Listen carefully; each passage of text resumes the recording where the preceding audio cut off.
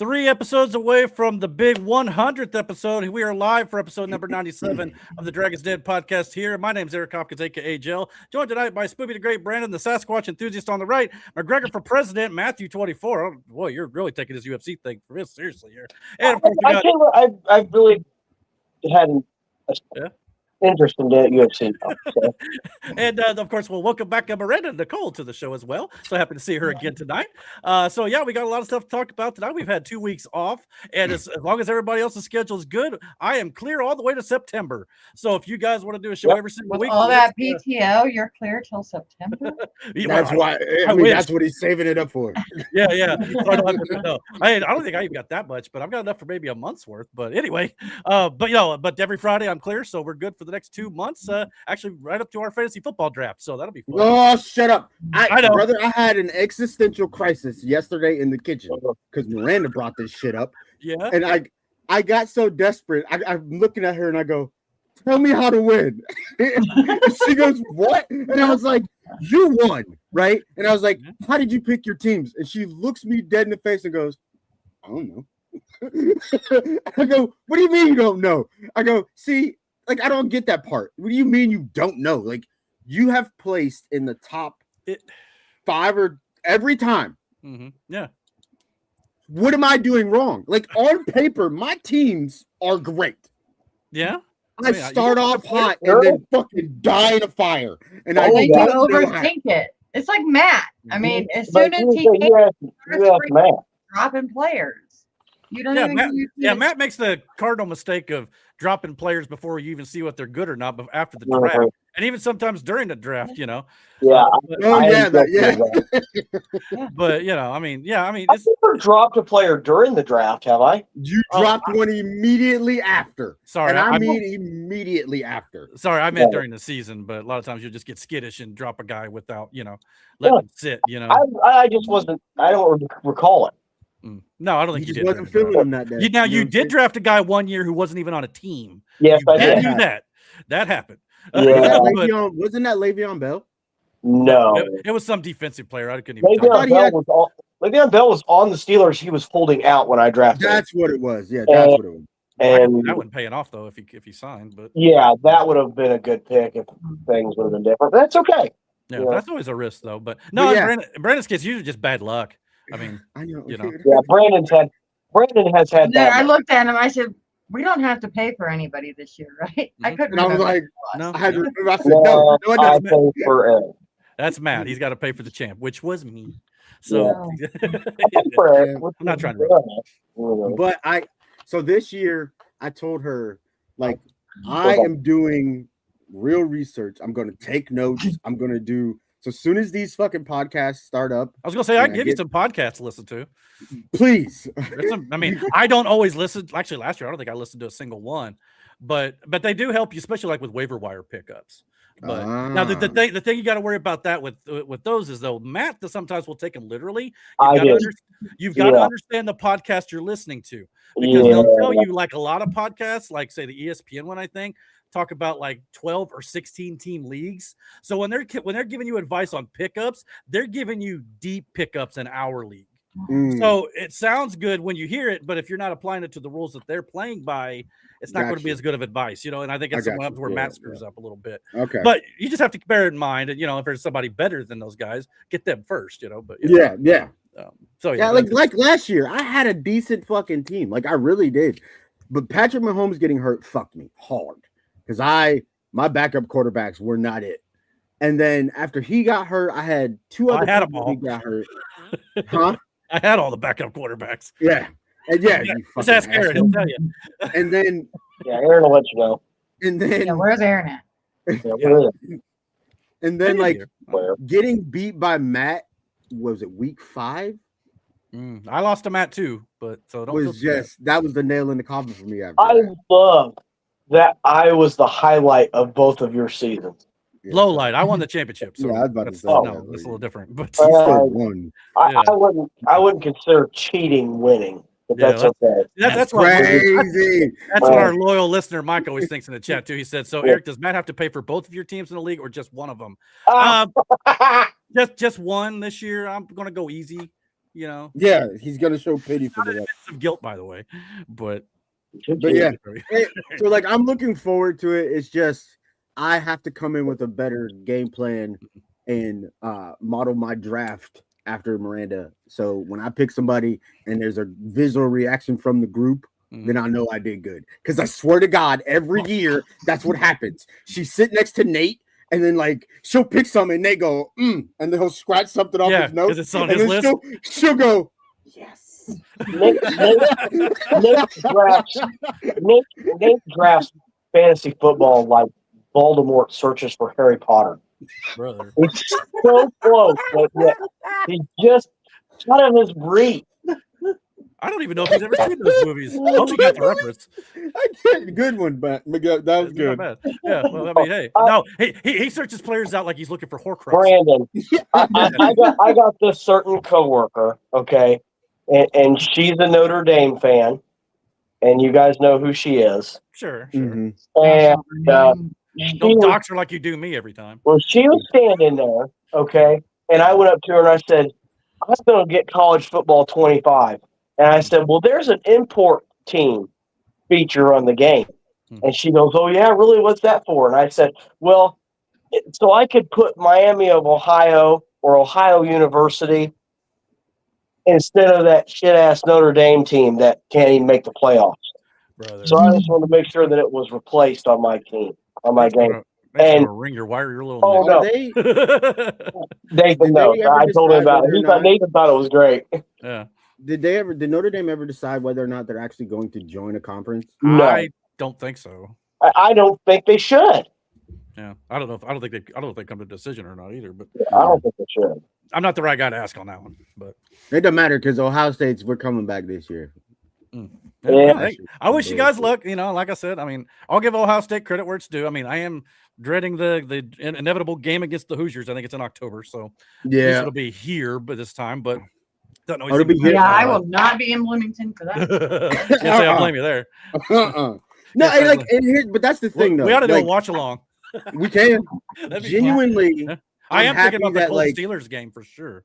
We can do that too. I am happy that like they are where they are now, like legit. Because like I said, we went to one game and it was bad, and like you could just see in the crowd like they just weren't into it because it was like.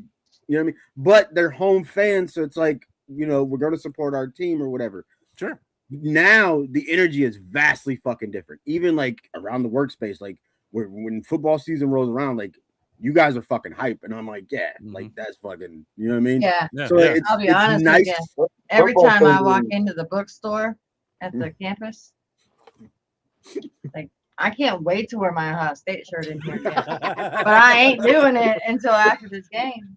Sure. Yeah. Well, but here's the thing: regardless of how good we've done lately, you guys still hold like the overall record against us, like by a country mile. Yeah. So it's not like you still can't walk in there with a little. But you know what? I hate living in the past. Yeah.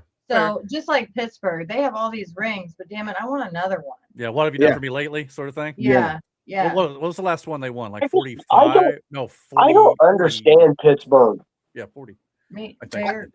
I don't understand why they're not winning. Man, is it really? It's like the only thing that stops Pittsburgh at times is Pittsburgh. I didn't really.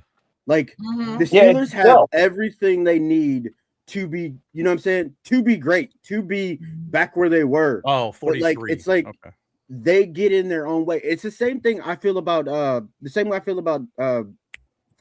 Baltimore quarterback. What the fuck is his name? We have a new coach, Lamar Jackson.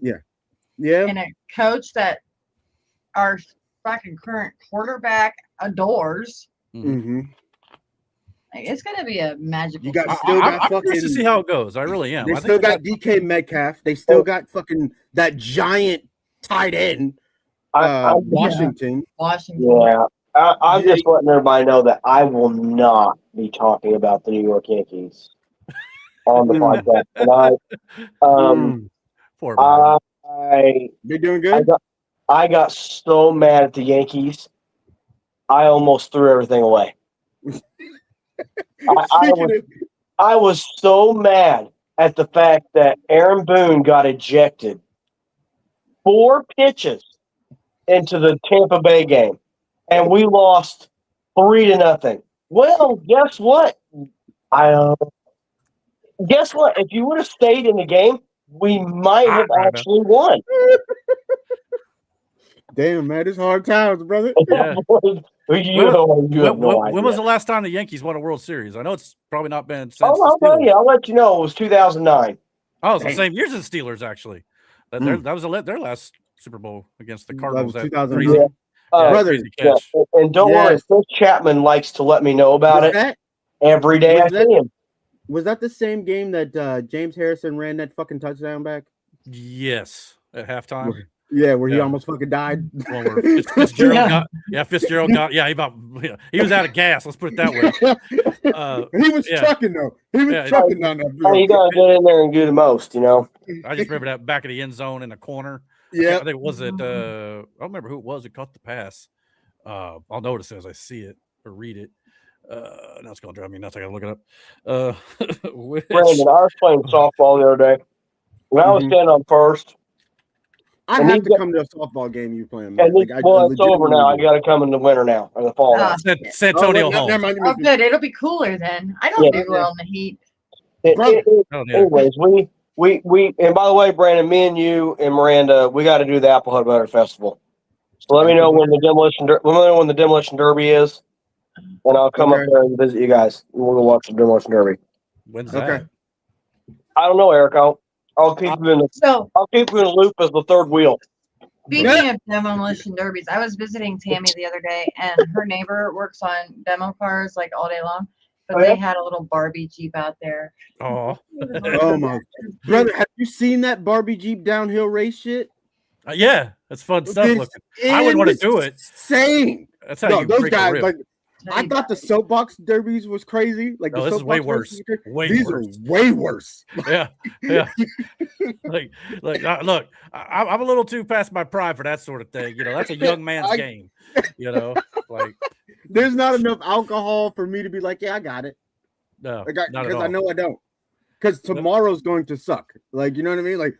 Like you go into this tomorrow, next week, next month. It's all going to suck from here on out. Yeah. You're just not going to recover. For me, it's like flip a coin. Let's see how the day goes, because you never know from one day to the next these days. Brother, my hip you twisted your ankle 6 years ago in the backyard, and it's still hurting today. Still shit. Yeah, I believe every bit of that. Actually, I'm not gonna brother, you don't recover like you can. Don't get me wrong. Exercise, all this. You have good days and bad. I'm still recovering from walking on the beach in the sand. No, that shit. Hips are out of place, brother. Burned or just? You know? No, my hips, like the unevenness of the sand, and just trying to. It hurt. Yeah. And then I let the kids goad me into a. We had. Oh, I've got a whole water wrestling match recorded. Oh, sweet. Jaden's sister Abigail to Naya. First of all, I sister Abigail Jackson. Was gonna give him an F5. He was about to eat it, like dead ass. Jaden ends up putting me in a camel clutch in the water. Like it was, they tried to kill me. Like they tried to kill me. Drowned. Man, you might do the RKOs off the side. No RKOs. No. Scratch that. Jackson did RKO me once. Okay, I was gonna say that seems to be the move of choice in the pool these days. But I want to run down the beach and V-trigger me back in the water, but I used to like the one that John Cena used to do. Like towards, I think it may have been his finisher. When he gets down there and goes, "You can't see me," and then the 5-knuckle shuffle. The 5-knuckle shuffle. Yeah. But we went to Lake Lemon. So have you guys ever been out there to swim? Yes. Maybe not to swim, but to fish. I like Lake Lemon. Well, Lake Lemon, Kathy, I don't know if she's like, hey, Solara's in there. Oh, yeah, Solara's in the chat. Hey. I don't know if Kathy's out there, but we went out there because she lives really close. Mm-hmm. So she said one thing that sucks about Lake Lemon is they don't have lifeguards. Well, the kids can take advantage of that because at the pool here, like in Bloomington, they've got lifeguards and you cannot wrestle. Oh, I bet, yeah. So that being said, like before the end of summer, we should go to Lake Lemon. It's only $12 a car to get into, so That's it's not too like bad. well pile in one, and As long as it's on the Yeah. beach and I can touch the ground or touch At the Riddle bottom. Point, it's Yeah. $12 a It's- car. Yeah. Really? It's really not. It really wasn't even that deep. Like I went out pretty Yeah. far before it came up to my chest. Sure. At least, you know what I mean. Mhm. And like, again, I love maybe the it's because I fireworks haven't show. been to the beach in a long time or been to a lake in a long time and dealt with sand in the water. Mhm. But and like, mosquitoes I more had, like dirt and gross. Mhm. yeah, I had to get used to walking Yeah. in that Yeah. shit, and like it That's was. what I'm saying. So it that hurt. was part of the battle. You know what I mean? Like, Then you just pray to God no one had like a broken bottle in there or anything. yeah. You know, Jaden- Jaden's not a fan with sand between his toes. No, he's not. it's rough course. It gets everywhere. He was not okay with it either. He was like, "Yo, this is not it." He's trying to float sand. Eric, will you stop quoting like the most evil You're the only one who probably got that joke. Danhausen? Very nice, very evil. Very nice, very evil. Yeah. Very evil. Well, speaking of Danhausen, like I said, we got quite a bit of pro wrestling tonight. We got some movies, got some little bit of gaming, sports, and we got the return of news and politics if you guys are up for it. So I'm looking forward to maybe getting into some of that too. So you want to jump in and get things on the road? Before we, of course, Mike comes in with the last second chat here. I never even ever went to Bloomfield Pool, even when I was growing up there. Of course, I was almost 40 when I learned to swim. Hey, got me beat. I still don't Hey, know. I don't.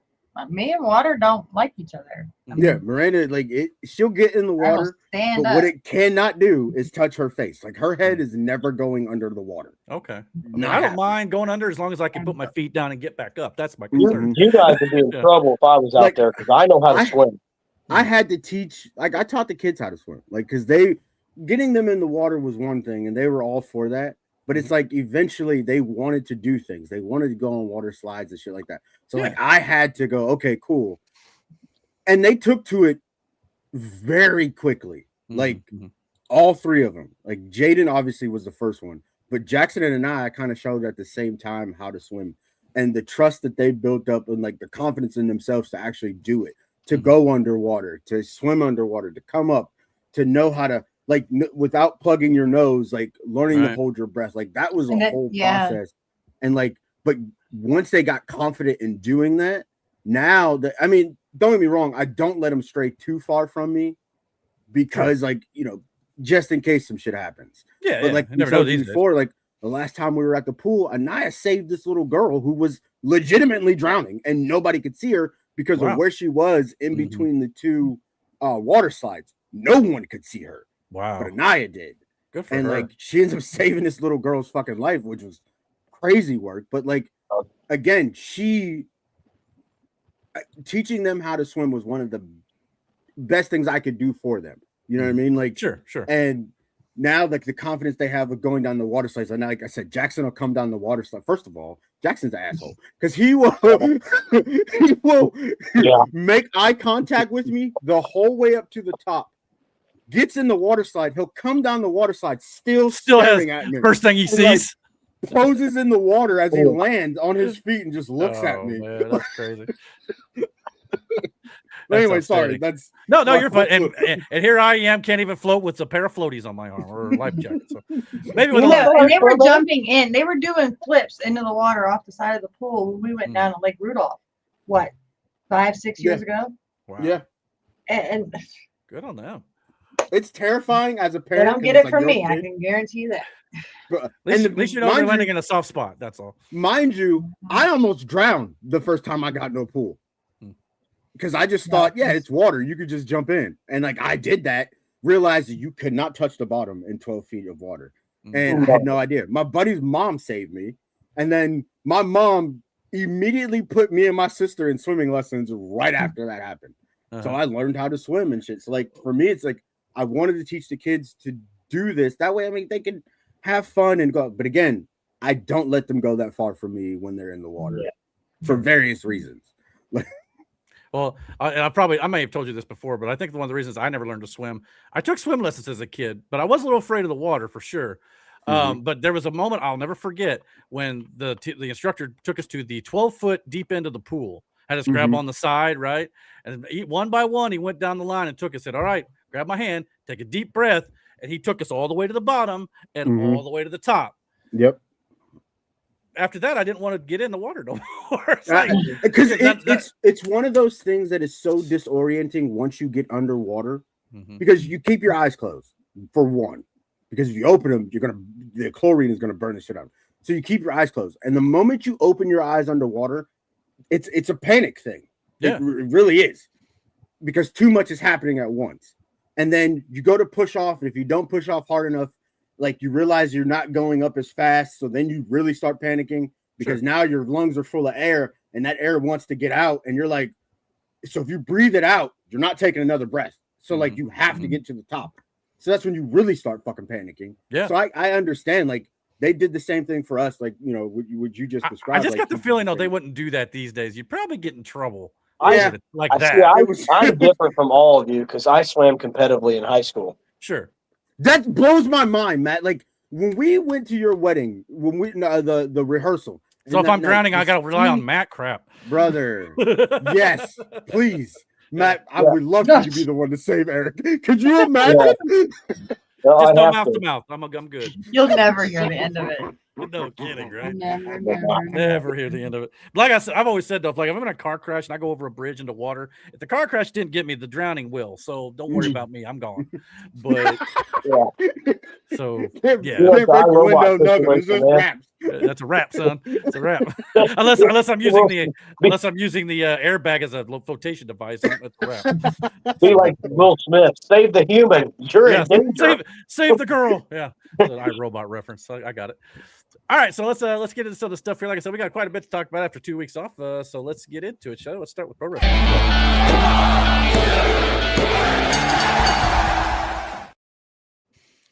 All right, before we dive real deep into the weekly topics here, we did have a email sent to us from our buddy Mike, which I thought was really cool. So I wanted to kind of mention this real quick. Recently, we had the anniversaries of two of the biggest moments in wrestling history that changed the business forever. 30 years ago, to be exact. On June 23rd, 1996, Stone Cold Steve Austin would win the WWF King of the Ring tournament and cut the famous Austin 316 promo that skyrocketed him into superstardom. Exactly 2 weeks later, on July 7th, 1996, Hulk Hogan shocked the world with his heel turn and would join Scott Hall and Kevin Nash to form the NWO. As Mike thought about these moments, he realized in a way that the NWO was almost directly responsible for the Austin 316 moment happening. Just stop and think about this. When Hulk Hogan arrived in WCW in 1994, Austin was the United States champion in WCW, and to some heir apparent to the world title. Hogan comes in and crashes the party, brings his buddies in, and suddenly Stone Cold Steve Austin is jobbing his title to Jim Duggan, even though he wasn't known Stone Cold at the time. He jobbed to Duggan in like 24 seconds. Austin eventually gets hurt and famously fired by Eric Bischoff over the phone, goes to ECW, where his first appearance is him mocking Hulk Hogan and helping plant the eventual Stone Cold seeds.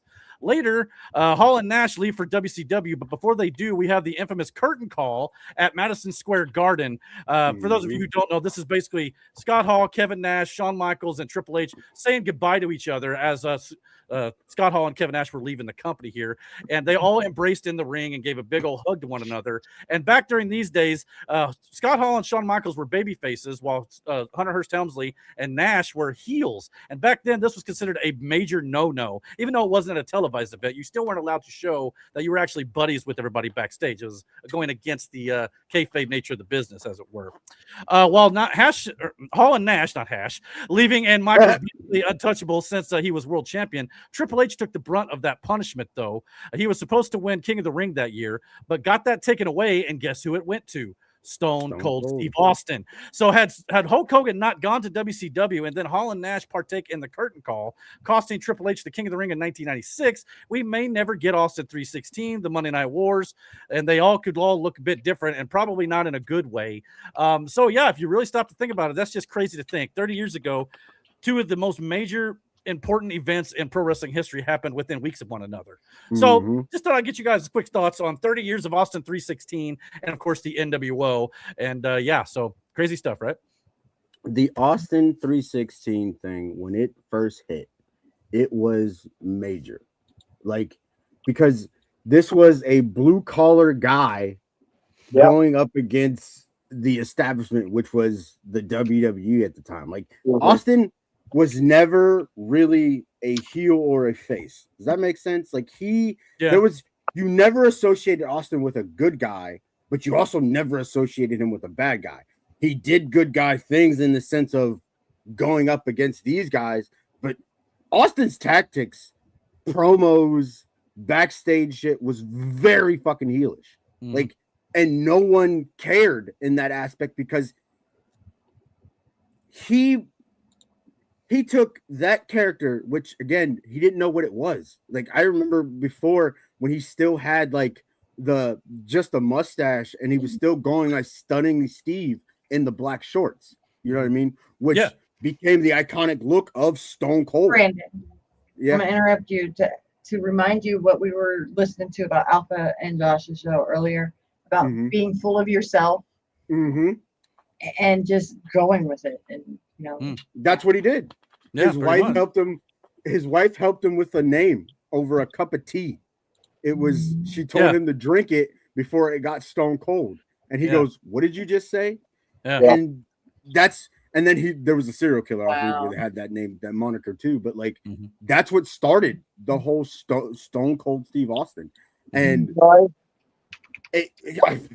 but it took off.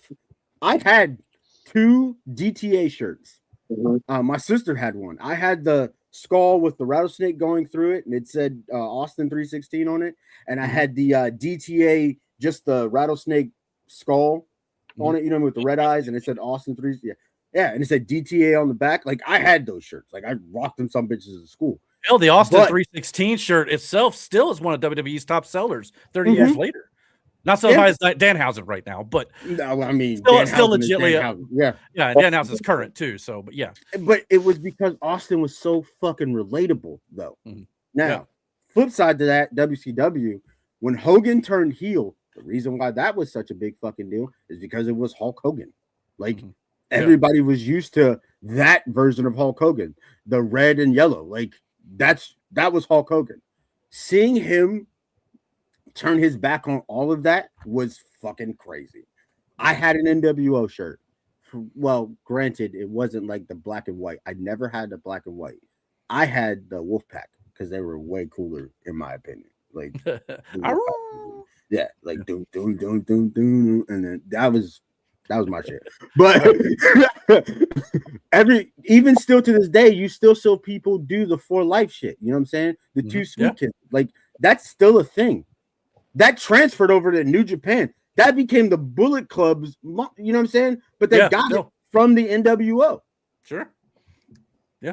So like these guys, like these 2, well, this person and this faction, I guess I should say, transcended time in wrestling. Like, that lives on. That promo that he cut after he won King of the Ring lives on.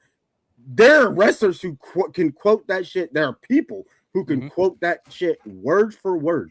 And to see Michael P.S. Hayes' real reaction to Stone Cold saying that shit was phenomenal. Yeah. And that's what made it even more impactful, was because this was off the cuff.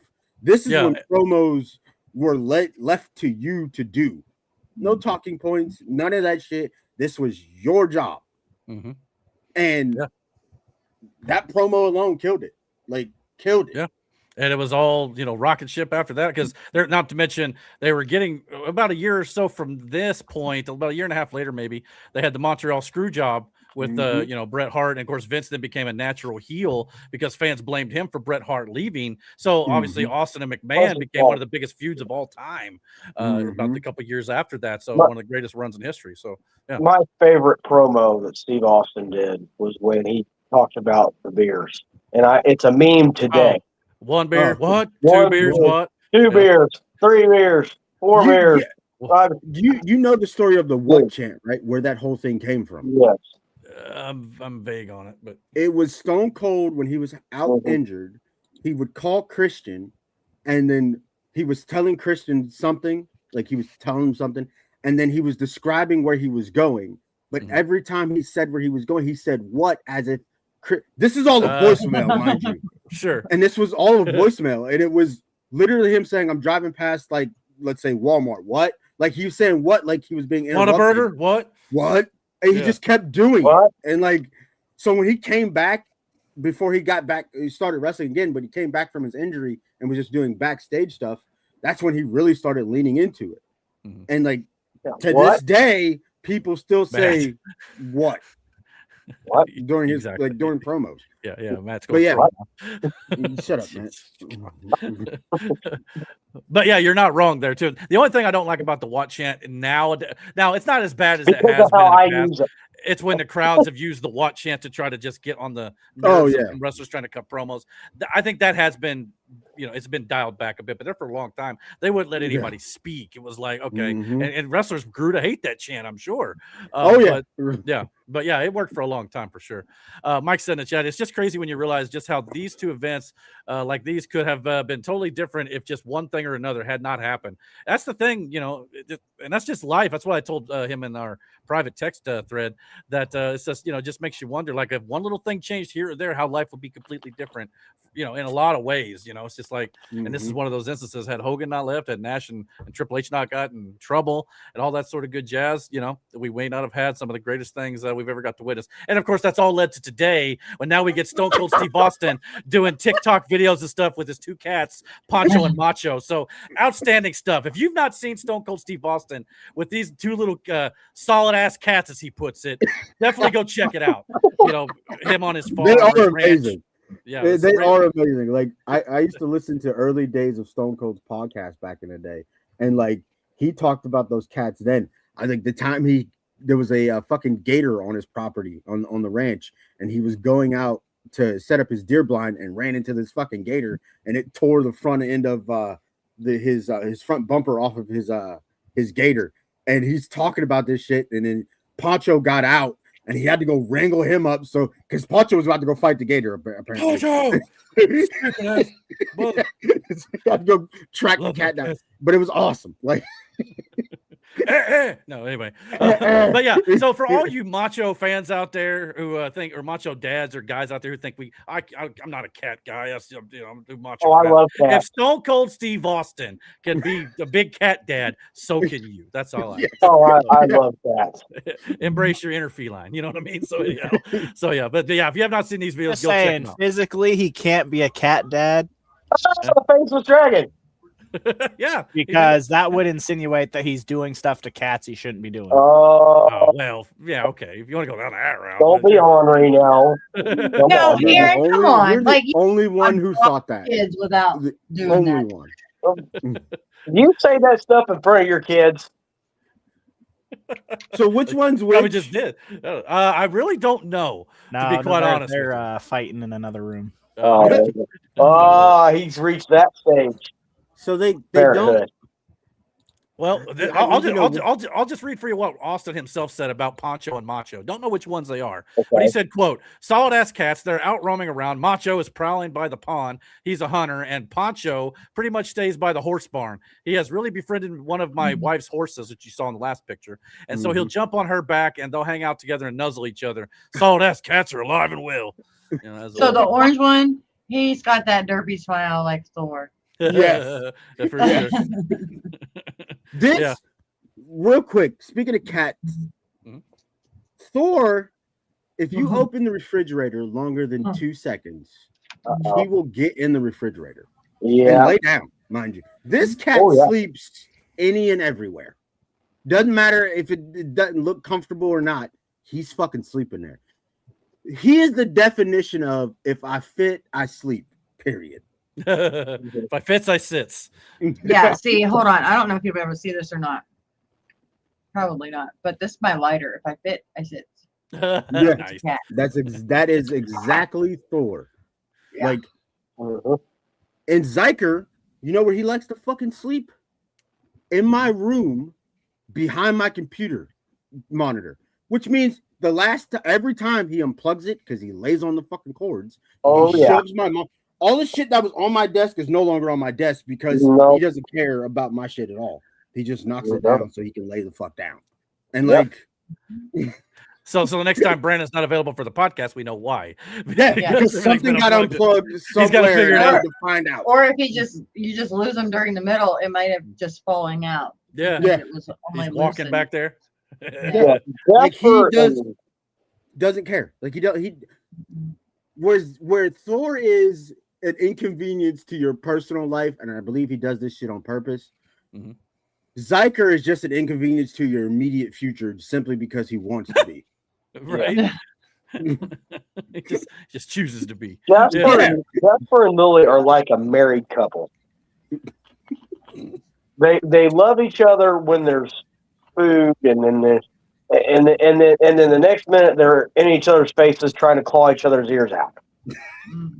Yeah, Miranda had a fight not too long ago with Oscar and Thor, they got into it, and she had to break that fucking fight up.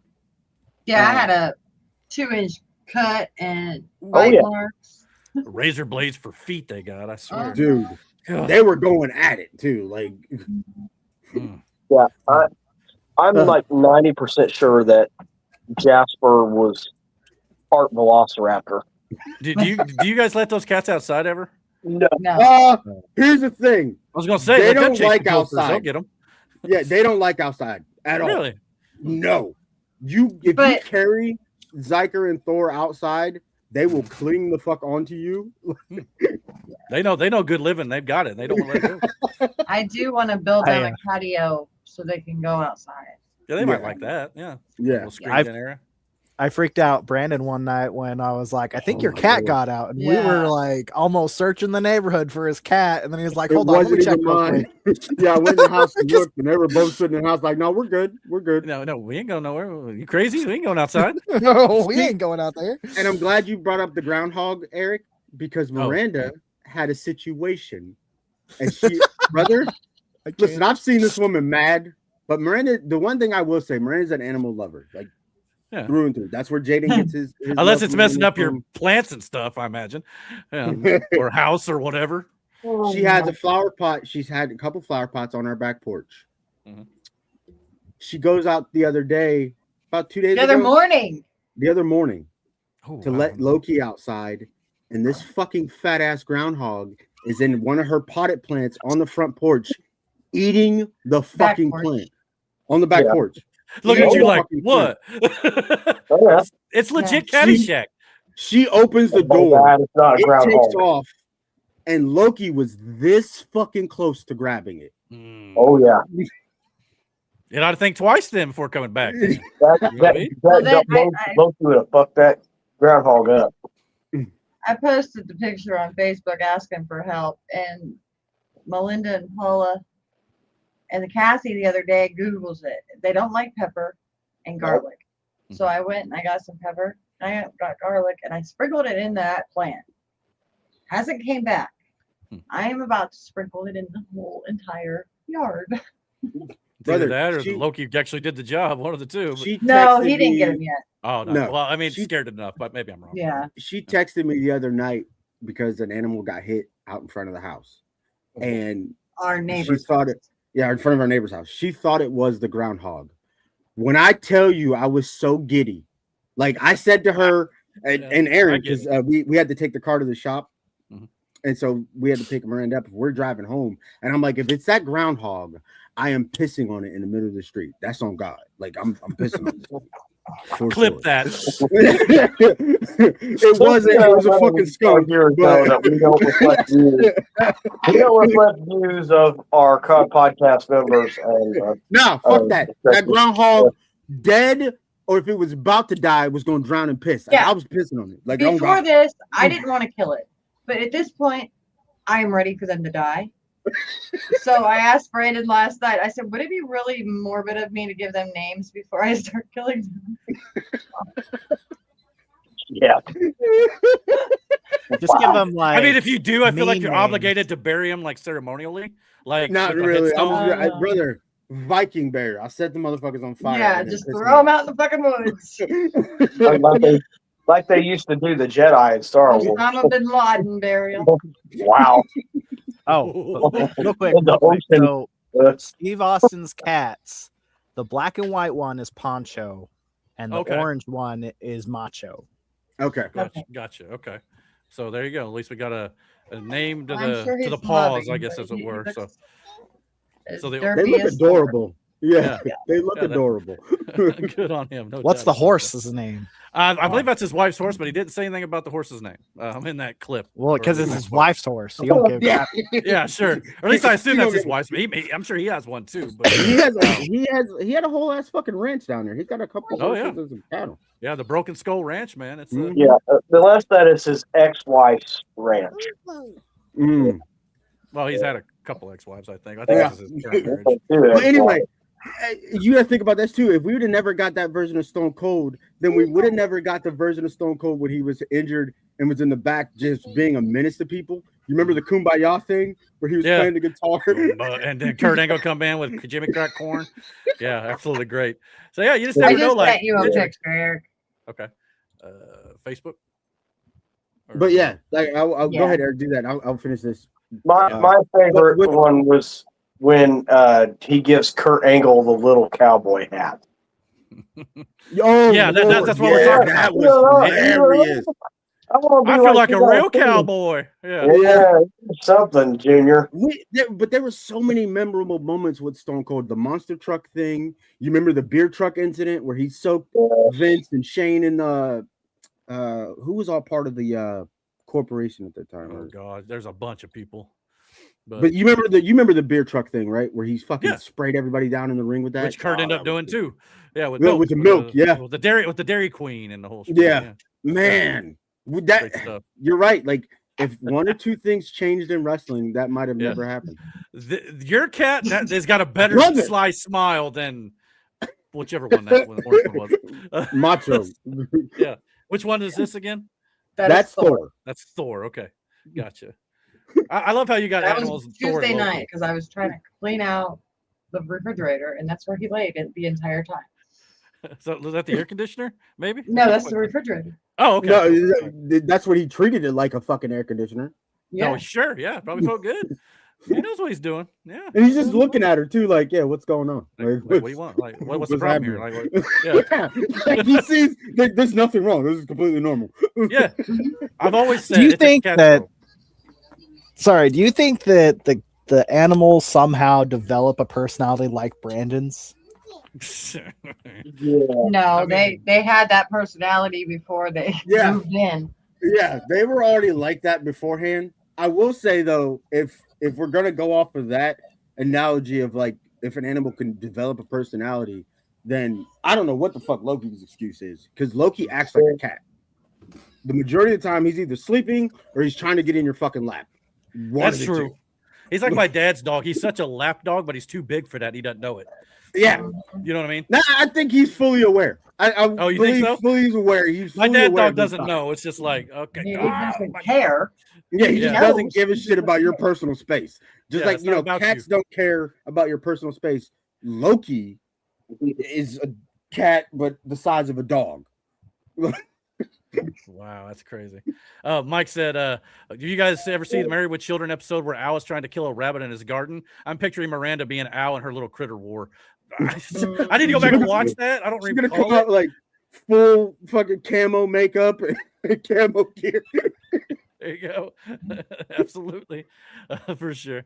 Set up a deer blind for some groundhogs. Yeah. Where the basement door is, I could probably hide right there and wait for it out. Yeah. Sit out there. Yeah. If you start seeing holes in the garage, Brandon, mind your business. Yeah. Yeah, mind your business. Mind your business. Mind your business. Mind your business. Well, we'll fix it later. Yeah. Well, some business that did happen a couple weeks ago. I guess you got to steer it back. Oh yeah.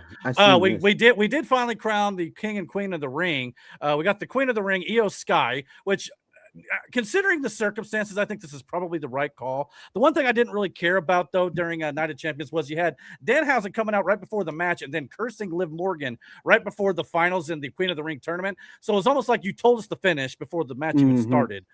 So I like they're trying to establish the Danhausen curse, but I don't need it spoiling matches for me. That's just me personally.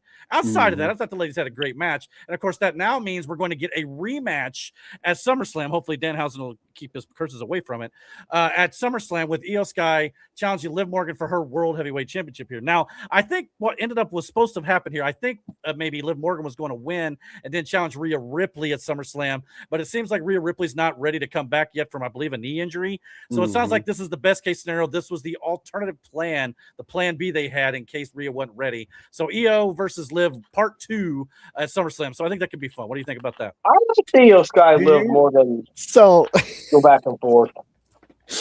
just to sum up what you're saying is Danhausen is the audible Yeah, of pretty much. WWE. Yeah, I guess that's probably by design. precisely what he's saying. He's this isn't gonna work out. We need more time. Where's Danhausen?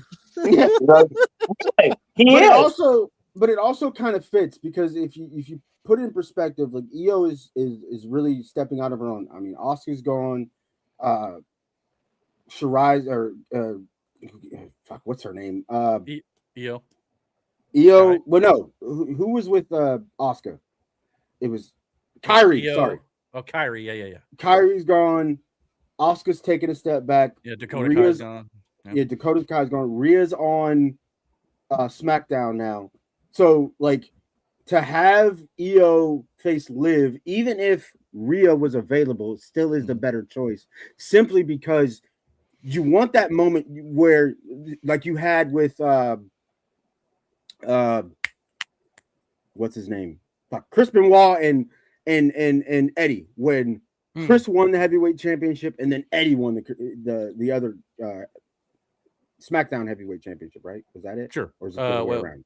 I don't remember. I think Anyway, Benoit had the Raw and Eddie yeah, had the WWE, and then they like had that moment at WrestleMania together in the ring after, which never happened apparently these days. Yeah, but yeah, it sucked because that was a great moment. But yeah, you'll like. I feel like that's the moment they want to recreate, but with these two women, because they are very good friends. They are very close. Oh, I see what you're saying. Then you can do Io versus Rhea eventually. Yeah. Yep. Yeah, I can see that. And maybe Io versus Rhea may have been the plan here too, but I just felt like the way Liv was talking about, she wanted all the belts. It was maybe going to be her, but I mean, you might be right. Maybe we do get Io and Rhea down the line here, but I mean, we'll see how all the belts. Yeah, and we'll do our SummerSlam predictions here in a couple weeks before the show starts. But but they're starting to lay out their matches because apparently SummerSlam is not doing well in ticket sales right now. I believe AEW is beating them handily with All In at the moment. Where is SummerSlam? SummerSlam is in Minnesota. That explains it, man. We got last Mike sent us a thing in our chat this week, and apparently on night 1 and night 2, each night's only got around 23,000 people per night, and it's a 70,000 seat stadium. So it's not doing well. I had to hold my tongue. I almost had politics come out, but it's okay. But that's the thing, brother. If TKO is going to keep nickel and diming the shit out of people, people are not going to pay these fucking prices to go see these shows. Right. Like, TKO has to do something to change it because it's not worth it. Like, it's really not worth it. No, you're right. And especially with their second biggest show of the year. I call it third behind Royal Rumble personally. But yeah, the price range for this stuff is going to be astronomical. So yeah, but we'll see how it ends up playing out. But they've still got a few weeks for that. Now at Night of Champions, we also crowned our new King of the Ring. King Oba is now the King of the Ring. Here's where we're going to start talking a little bit about booking. Because I don't know about you guys. Yeah, I'm not through with some of the WWE's. Now I know Triple H has said don't take things too seriously here, but apparently this is pretty egregious in some regards. You got King Obafemi, who by winning the King of the Ring tournament gets a #1 contendership championship match at SummerSlam against a champion of his choosing. He has foregone that opportunity for the time being. He said the title's always going to be there. So I don't know if that means he's going to get a title shot down the line still, or if that means he just doesn't get it now until he's going to get another way to find the title later. I don't know. But he's instead chosen to face Brock Lesnar one more time, which we all expected to happen, but not by doing it this way by foregoing the championship opportunity. But now Brock versus Oba 3 will be in Hell in a Cell at SummerSlam, which I got no problem with the match. We always talked about how the match should be used for a feud that's built to a blood feud, and this is the end of the payoff to it. So I got no problem with that. But how do you feel about Obafemi giving up his title opportunity just to get another shot at Brock? Did he say he gave up his opportunity? Did he said basically the title will always be there, but I want Brock essentially. So I don't know if that means he's never going to get that opportunity he won, because the stipulation is you win the King, you get the opportunity at SummerSlam. So does he still get it, or is he just talking about I'll find another way to the title later on? Which my assumption will be the Royal Rumble. That'll be him and Roman. But to be honest, I don't think there's anyone that could wrestle him his size. That's the thing. Brock. He's massive. If he was going to beat, I get what you mean. Yeah, because if you had Jay win, then Jay has to face whoever. Like, I understand that. Oba, it gives you that moment of, and then like again, they still had a promo where he will address. I'm sure him and Roman will have their moment, but like I feel like too with him winning King of the Ring was more of a statement thing, right? Sure, they didn't want to beat him again. Yeah, now he's free to do whatever. So him facing Brock in this whole thing and the blow off thing, that's fine. It's only going to establish him further as the ruler. So then he could then turn around and say that, yeah, I never gave up my opportunity. But that's kind of a heelish thing to fucking do. At the same time, he could then just turn around with that momentum and just, again, run roughshod on these, smaller guys in the sense of where they are title ranking and rise or whatever, and then get to the Rumble, destroy everybody in the fucking Rumble, and then go about it that way for WrestleMania. Because if you're not going to crown him at SummerSlam, if you were to face Roman, then it'll be pointless. Well, WrestleMania is the better spot to do the crowning of the champion. 100%. Too early at SummerSlam. I still think him and Roman should be main event WrestleMania. They will. That'll be your main event. One of those things that's just another notch in his fucking belt. He could say, simply put, optic wise, he won the King of the Ring, but is so dominant that he didn't need that at that point in time to get the title. He wanted to settle this fucking shit with Brock first and then go after the title. And I see your point on that, but my only pushback on that, I guess, a little bit would be, I don't think you needed to put. I mean, yes, winning the King of the Ring for Obo is another notch in his belt. That's great, but you didn't have to put him in the tournament at all if the whole end game was just to put him with Brock and Hell in a Cell and not getting the title match altogether.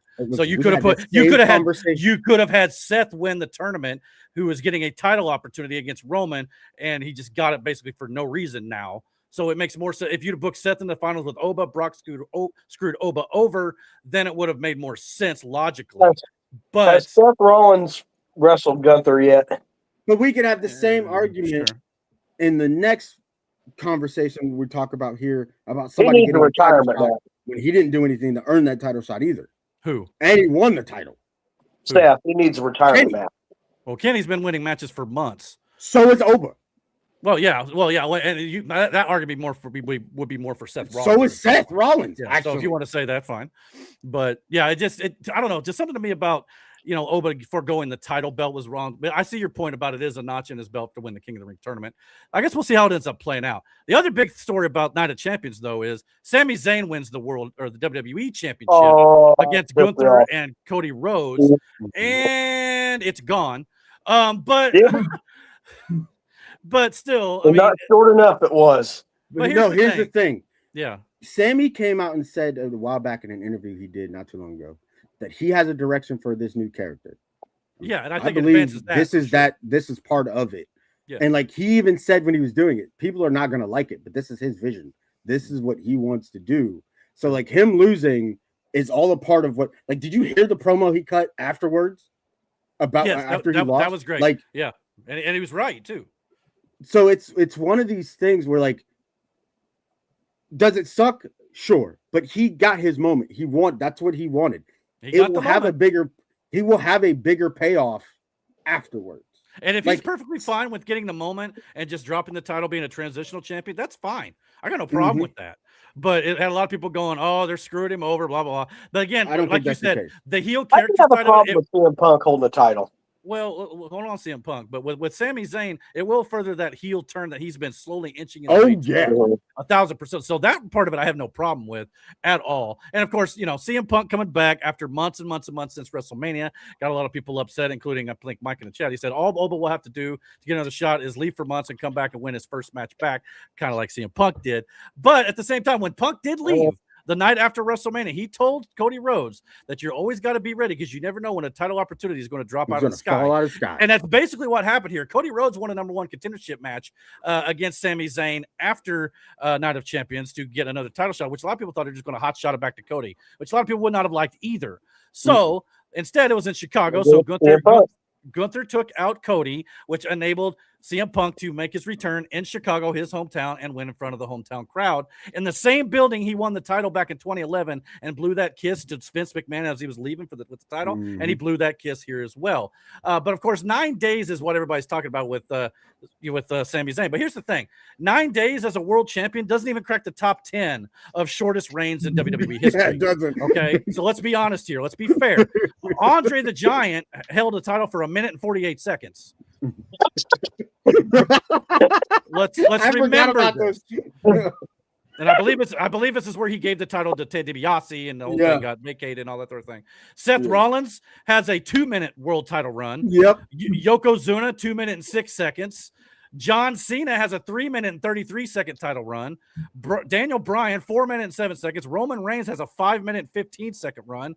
Randy Orton at 22 minutes. Rey Mysterio had 1 hour and 45 minutes. Triple H at 2 hours, and Daniel Bryan again at 22 hours. So there's been a lot of short reigns. Sammy doesn't even come close to the top 10. So I understand to some regard, but in regards to the story they're telling with Sammy, I think it is going to be just fine. Not to mention, it's not like CM Punk is, unworthy and doesn't have a list of accolades a mile long already. This now makes him an 8-time world champion if you count just WWE.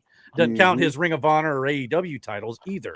So in that regard, and it's going to, of course, lead to a big match at SummerSlam. But do you want to say anything else about how you feel about Sammy and CM Punk winning before we get to the next part? Sammy is one of the most underrated, and I do mean this shit, underrated characters and wrestlers on that roster. From the time he showed up at NXT and the shit that he did down there, phenomenal. From his debut on SmackDown, phenomenal. Sammy is the definition of a workhorse. He's a guy you want on your team. That makes sense? Everything he does, like his whole shtick he did, where he was this big conspiracy guy in wrestling, and he was all disheveled. His beard was crazy. And he's trimmed it a bit here recently. His whole thing with the bloodline, to me, some of the best fucking work from a guy who was just inserted because he was friends with the rest of them. And he had nothing else going on at the time. And they were just like, you want to hang out with us? And he was like, yeah. And he took that ball and rolled with it. Well, not only that, and you're right about all that, but I also got to thinking about where we could go with this currently. I don't know how close he is to returning, but if Kevin Owens were to come back anytime soon, Kevin Owens has had issues with the top guys in storyline for a long time, getting title shots and all that sort of stuff, much like LA Knight, which we'll get into in just a second, Mike. I didn't forget. But what if Kevin Owens was to return, team up with Sami Zayn to go after the Punks, the Codys, the whoever of the world who always get the title shots and do a revenge tour? That would be a lot of fun. And it could lead some to title shots for these guys again as well. And for Sami to get an even longer run as well. So, and like I said, with Seth Rollins, he had a short run, and look how he is. He's just fine too. Roman had a 5-minute run, and he's just fine. So this does not necessarily mean Sammy's done for good. So I think everybody just needs to be a little patient here. But I understand it. It definitely, and I was kind of like, the booking on this, I didn't know if I like it or not. But the more you think about it, it's not as bad as I think it initially was. I like CM Punk holding the title because it makes you hate him. Well, the title for you to fucking hate him. Miranda can't fucking stand him, and I personally don't. I know, like but him I'm just saying. Yeah, it's a veteran wrestler. He's holding the title. Get it. Everybody you have to support your wife. We get it. Okay. No, I met the man 2 times, so you can fuck off. Like I heard him in an interview the other day, and made me even hate him more. Usually interviews make me like you, but I do not like them. Yeah, I'm not a big fan of Punk as a person, but as a wrestler, as another story. As a wrestler, I've met him twice in person, like fucking physical. He reminds me of Negan from. I didn't like Lesnar until I heard the interview with him. So if you listen, Hulk Hogan in the ring is one guy. The one time I got to meet him, total fucking prima donna. That was it. Like I was like, all right, cool. You're a dick. Same thing with CM Punk. Yeah. That not even bullshitting. Same interactions. It's like, what the fuck? Yeah. Like, I get it. Like, this is your job. Cool. Like, I understand. I didn't approach you outside of this venue. You get what I'm saying? Like, I approached you in the appropriate sense that I'm supposed to, and then it's like it's a burden for you, son. Like, I'm not here for, I mean, I get it if you did it in a hotel lobby or something. No, this was at a fucking wrestling show. Yeah, I mean, well, it's like the other day I saw a video of him at ringside. I think it was after Raw when he won the title this week. A fan, kind of got his attention at ringside as he was like hugging kids and stuff. And he told Punk, he's like, "Hey man, you were an asshole to me like 10 years ago." And Punk just goes, "Awesome. It's probably because you were an asshole too." And then he walked off. It's like, first of all, you didn't know you don't even know what this situation was. Yeah. So, and you were just an asshole again. So it's like, it's stuff like like that. He couldn't draw the line between being the asshole as a wrestler and then, coming out and posing with a fan or something. Exactly. He was just always an asshole.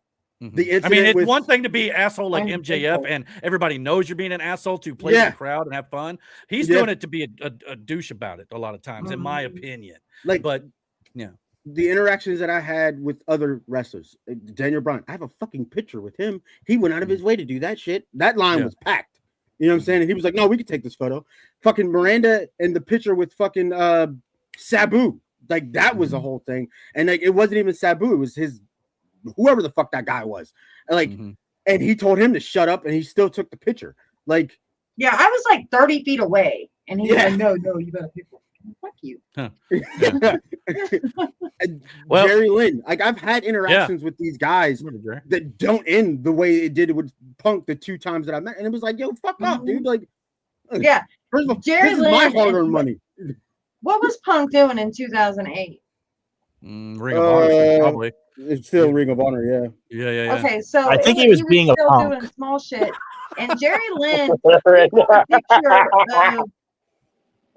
of Jerry Lynn holding. I miss working with Aaron. Yeah, like again, and before these guys were stars, like, but Johnny Gargano, like again, a guy that we talked to a couple times at shows when we were there, like cool fucking dude. Like big nerd. I did talk to Ro one time, Eric from the Viking Raiders. Oh yeah, I talked to him once. He's fucking cool as shit, by the way. Like, I did fall asleep during that show. The one I wish I would have got to met with Eric Rowan. But it's just like there are some guys who get so full of themselves in some aspects, and I get it. This is your job, dude. Again, I didn't come to your fucking house. You know what I'm saying? I approached you in the exact venue I'm supposed to. Yeah, like. In the exact setting and time. If you don't like it at ringside, you can just walk to the back. You ain't got to be a dude. Dude, just walked in here. Anyway, and of course, that's my whole random CM Punk. Sorry. We'll have a couple of SmackDown spoilers here, just so you know. And we do now know that is official. Cody versus Punk at SummerSlam. As Cody walked out at the beginning of the show, basically Punk was, saying he missed you guys, blah, blah, blah, blah, blah, because he's been on for a few months. And Cody come out, basically, I've still got a title match that I never got. And apparently we're going to have that match at SummerSlam, which is, we all kind of expected this to be the case. I don't know if this will kind of continue through to WrestleMania next year or not, but it looks like we're getting at least for one time here, Punk versus Cody as originally intended here too. So, and of course, Mike just said, "Well, you know me, I hate part-timers just getting handed spots. Others work week to week after to get and to earn," which he's right. And believe it or not, the one person who would agree with you was CM Punk about 15 years ago. But now Punk is perfectly fine being that. It's kind of like when John Cena used to dog on The Rock about being an actor and only coming back part-time. And then when it happened to Cena, Cena's like, "Oh, I get where you're coming from now." Punk is going through that current thing to where the guys he criticized in the past, like The Rock, now Punk is doing the same thing. So, but now that he's back, you'll probably be more of a full-time guy. But so does Cody Rhodes is that hair just like plastic and he just puts it on his head like a helmet? I don't like. No, go back to that picture. Yeah, was it pretty plastic looking? I mean, there's a lot of hairspray in there, I'm sure. That looks plastic. Am I wrong? No, you're not wrong. But I still think Cody was going for that early Homelander look. Maybe he's going with the that's what Homelander looked like. You know what I mean? And like, I still don't understand why he hasn't turned full fucking heel yet. Dyed his hair or get the dye out of his hair. Go with his natural fucking brown hair color, black hair. Yeah, if he goes to heel again, he should. Yeah, definitely. Assuming it's still black and not some gray in there. but you can still dye it, and all Yeah, that sort of dye stuff. jet black. Which is probably what he's doing now anyway. So let's be quite honest. Yeah, that shit is bleached. That hair, that's not his yeah. natural hair. That's that Marshall Mathers hair. Slim Shady days. Yeah, Slim Shady, no doubt. Mike More said like too. fake Slim Shady. Yeah, Mike said in 2008, Punk was in WWE, but he was with his first Money in the Bank win and world title. He cashed in on Edge. So okay. That doesn't feel like that long ago, but man, I guess it was. Wow, that's crazy work. But yeah, so I guess Ring of Honor was a bit before that. But anyway, the grudge is real then, because I've never liked the Yeah. Yeah, I understand. First impressions are everything, dude. Like, and that was my first impression of you. So from this point on, it's fuck you. You know what I'm saying? Like, legitimately, because that's how you treated me. Yeah. So well, to kind of compound however you feel about the booking there, to compound all that conversation was at the beginning of Monday Night Raw this week. Seth Rollins was coming out talking about how his match with Roman Reigns and all this sort of stuff. LA Knight comes out and pretty much buries the whole situation and says basically, I remember days when we used to have to win matches in tournaments to get title shots, and now you're just handed them apparently because then he mentioned that Seth Rollins lost in the first round of the tournament that Oba won, and he's not cashing the title win on. So it got the conversation rolling, especially with LA Knight. Everybody wants to see him get pushed to the moon, which again is another guy I think if they do it soon because he is getting a little older. But they've got guys far older than LA Knight. Let's be fair. So with Seth Rollins and Roman Reigns in the World Heavyweight title match here, obviously I think the match would be great. And we heard the reports early on that Rollins was going to get Roman at one of SummerSlam or WrestleMania. Oba was going to get him at the other. And if that's the case, Oba versus Roman is your main event at Mania, as we kind of discussed before. So this be good. Obviously, I think Roman Reigns is retaining, but that's just my opinion on the matter. And of course, this will kind of get Rollins away from the Vision stuff, which is good. But I don't know where Seth goes after he potentially does not win the title here. Is there a possibility that Rollins could win and then Roman win it back by maybe January or something? Is that a possibility here? Maybe. Yeah, maybe. I don't know. I mean, you got to give Seth something to do. Here's the thing. Maybe. It just doesn't matter. I get what LA Knight says. I understand. And he's playing into the story, so he's playing into that whole thing with Sammy and all that sort of stuff. Yeah. I want to be very clear here, and I'm not saying this because I'm trying to be a dick or anything like that. There's no foreseeable world, and I mean this shit, where Roman would lose to LA Knight. It's not happening. Yeah, I don't think so either. It would have to be the SmackDown title at the moment. Yeah. So I get people's gripe. I understand it. Yes, you want your guy to be at the top. Fully understand that shit. Yeah, and I think he's worthy of it too. If we're comparing star power alone, sure. And Roman is one of these guys.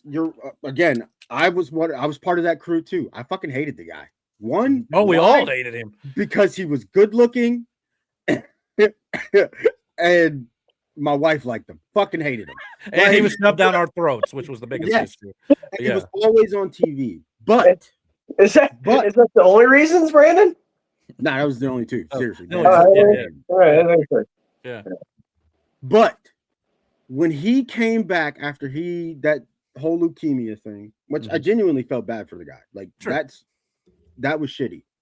But when he came back from that whole thing, it was on SmackDown and started the whole tribal chief thing.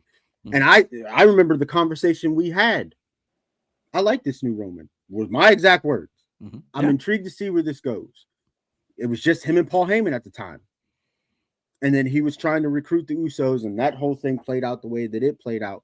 I remember when it started going after he got the Usos and him and Jay had the matches they had, and Jimmy's trying to, that whole story when it started to play out and get off the ground.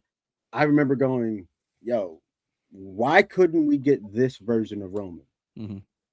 Instead of what we were getting? Well, because again, he didn't know who he was. He found himself. And when he found himself naturally, he took the fuck off. And as much as y'all want to give Vince McMahon crap, and I definitely do my fair share of that, the Roman Reigns we got with the bloodline was originally under the Vince McMahon era. So you got to give him credit with that original bloodline stuff. I mean, and they're still trying to milk it now, as you want to put it, because it was so successful. So got to give credit where it's due. You know what I mean? But I say that to say, it's not that I don't believe that LA Knight can do it because he can. Sure. But it's just if we're comparing star power wise, it's not close. It's not. I know he's been like the U.S. champion. Roman. I know he's been you need to give him like an intercontinental title run or something. Yeah. He needs something, but again, the top is kind of crowded a little bit. Now, the SmackDown side of things, I could see him challenging maybe Punk at some point going down the line here, maybe. But if he's over on Raw, he's not going to get a title shot anytime soon. But see, he can beat Punk. I can believe he can beat Punk. He can beat Cody and be just fine. It's just that guy right there. Yeah, it's Oba or bust. Well, I mean, Seth can maybe beat him, but Oba is the end goal with Roman Reigns. That's the end goal. That's it, because you have to get Oba over as your next big champion, and that's just the way it's going to be. Mike said, remember in 2007, talking about Punk being in the company in 2008, in 07, he was supposed to face Benoit for the vacant ECW title, but faced John Morrison instead. And I think we all know why Benoit wasn't there. It's because it was scheduled the weekend that it might have been Monday. Either way, when Benoit's tragedy happened. So so Punk's been there for a minute. And Mike said, I think Roman finally said, F these scripted segments, making him look dumb, and just went out there and decided to, suffer and succotash. I got a bag of magic beans is what they were giving Roman to say. And when he finally got rid of that. When he was able to, because like this was the tribal chief thing was the brainchild of his, and Paul Heyman was just there to guide his hand. Sure. That was literally Roman's idea, his whole plan. Yeah. And Paul was there to help guide him to get there. Because if you go back and watch some of Roman Reigns' old promos, I remember there's one where John Cena just buried Roman Reigns. Like, you got to learn how to do a cut a promo, kid, if you want to make it. And he called him out because you could see Roman was either forgetting his lines, he was stuttering, he was having a hard time with the mic. But when Paul Heyman came in there and was that for him, he learned from him and was able to hone his craft. And now you get the tribal chief that we know today. So again, and his promos nowadays, night and day compared. Completely night and fucking day. Completely. And that's not an easy thing to do either. No. So but moving on here, because we still got some more stuff to talk about here.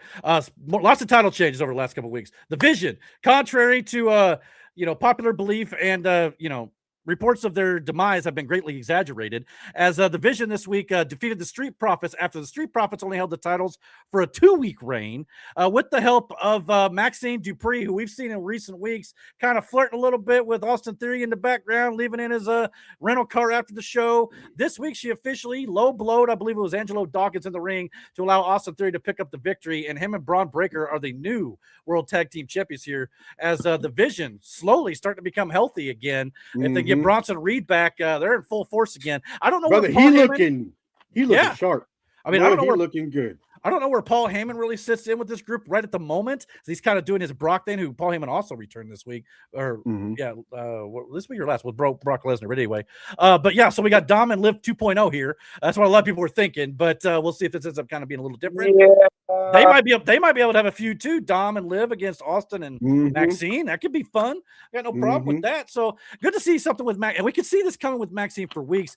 Even as recently as a couple of weeks ago, Maxine looked at Chad Gable and threw his apology right back in his face and was very heelish there. Didn't want to have anything to do with it for good reason. Chad Gable treated her like crap. But so good on Maxine Dupree here. She's getting a big push here with the big group, and I think this will help her and the entire group out. Yeah. So that's what these things are supposed to do. That's what they used to do. Remember, when these young guys were put in these factions and in these groups, it was only to help build their stardom and their careers. Austin Theory has been at this for a while, and we said this before, and at least for me, I feel like Austin Theory has been underrated in a lot of ways. Like, he's a hell of a guy in the ring. His promos are not bad. Like, let's be real here. Yeah. Like, he has everything to succeed. It was just, I think Vince had a vision for him, and it was convoluted as shit. And too fast, too soon, too, with Austin. Yeah. They tried to push him to the moon. Like they did Drew McIntyre back in the day.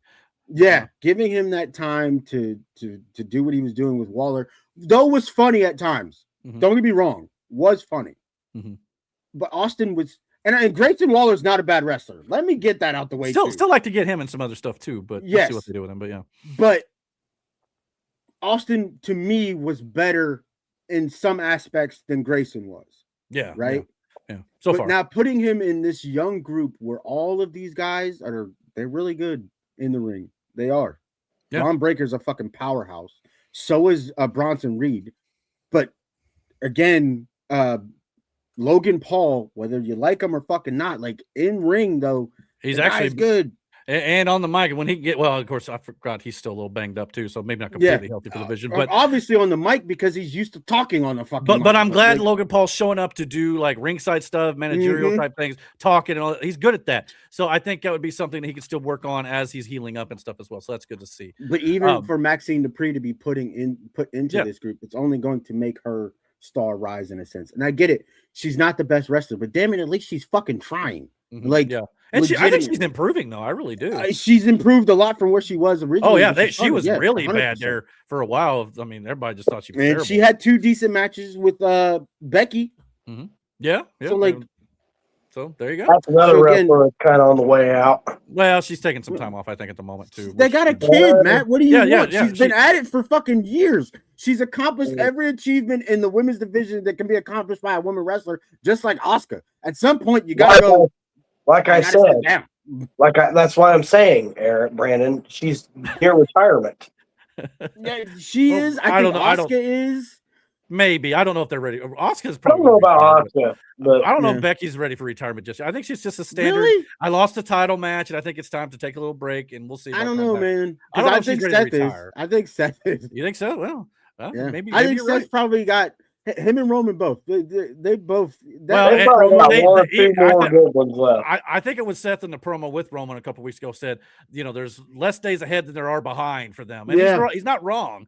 But so maybe you're right. Maybe there is a little bit more closer to retirement for both those guys. If that's the case, getting the Oba's over, getting the Trick Williams is over, all that's a priority. And so we'll get it. Seems like it is a priority. Oh, it's going to happen. Don't worry. Next year. I mean, this roster is. It's going to look very different in 2028 and 2027. Definitely by 2028 for sure. Yeah. But maybe even some next year too. I agree with that, especially toward the later half of next year. Mike said, "I'm not a big Paul Heyman fan, but I will give him credit. When he ran ECW, when he ran ECW, he let his guys be themselves, and he continues to push that with the guys he works with now. He gets them to the best version of them they can be. Absolutely, and that's what Paul's there to do. That is his job. Also, I have one thing I just want to note. Side note: it's been 2 months since we've heard about the John Cena Classic, and I don't know about you, but you can't see that tournament or Classic anytime soon. No, because I think not heard it was one word. You know why? Because I think that was one of those TKO execs ideas. And they had no idea what to do with it. Yeah. I mean, it doesn't mean it's not going to come, but I don't know at this point. It'll look vastly different from what they described because what they described made no sense. I kind of wonder just because they called it the John Cena Classic. A part of me wonders if they want to put it up maybe in December against a Continental Classic in AEW.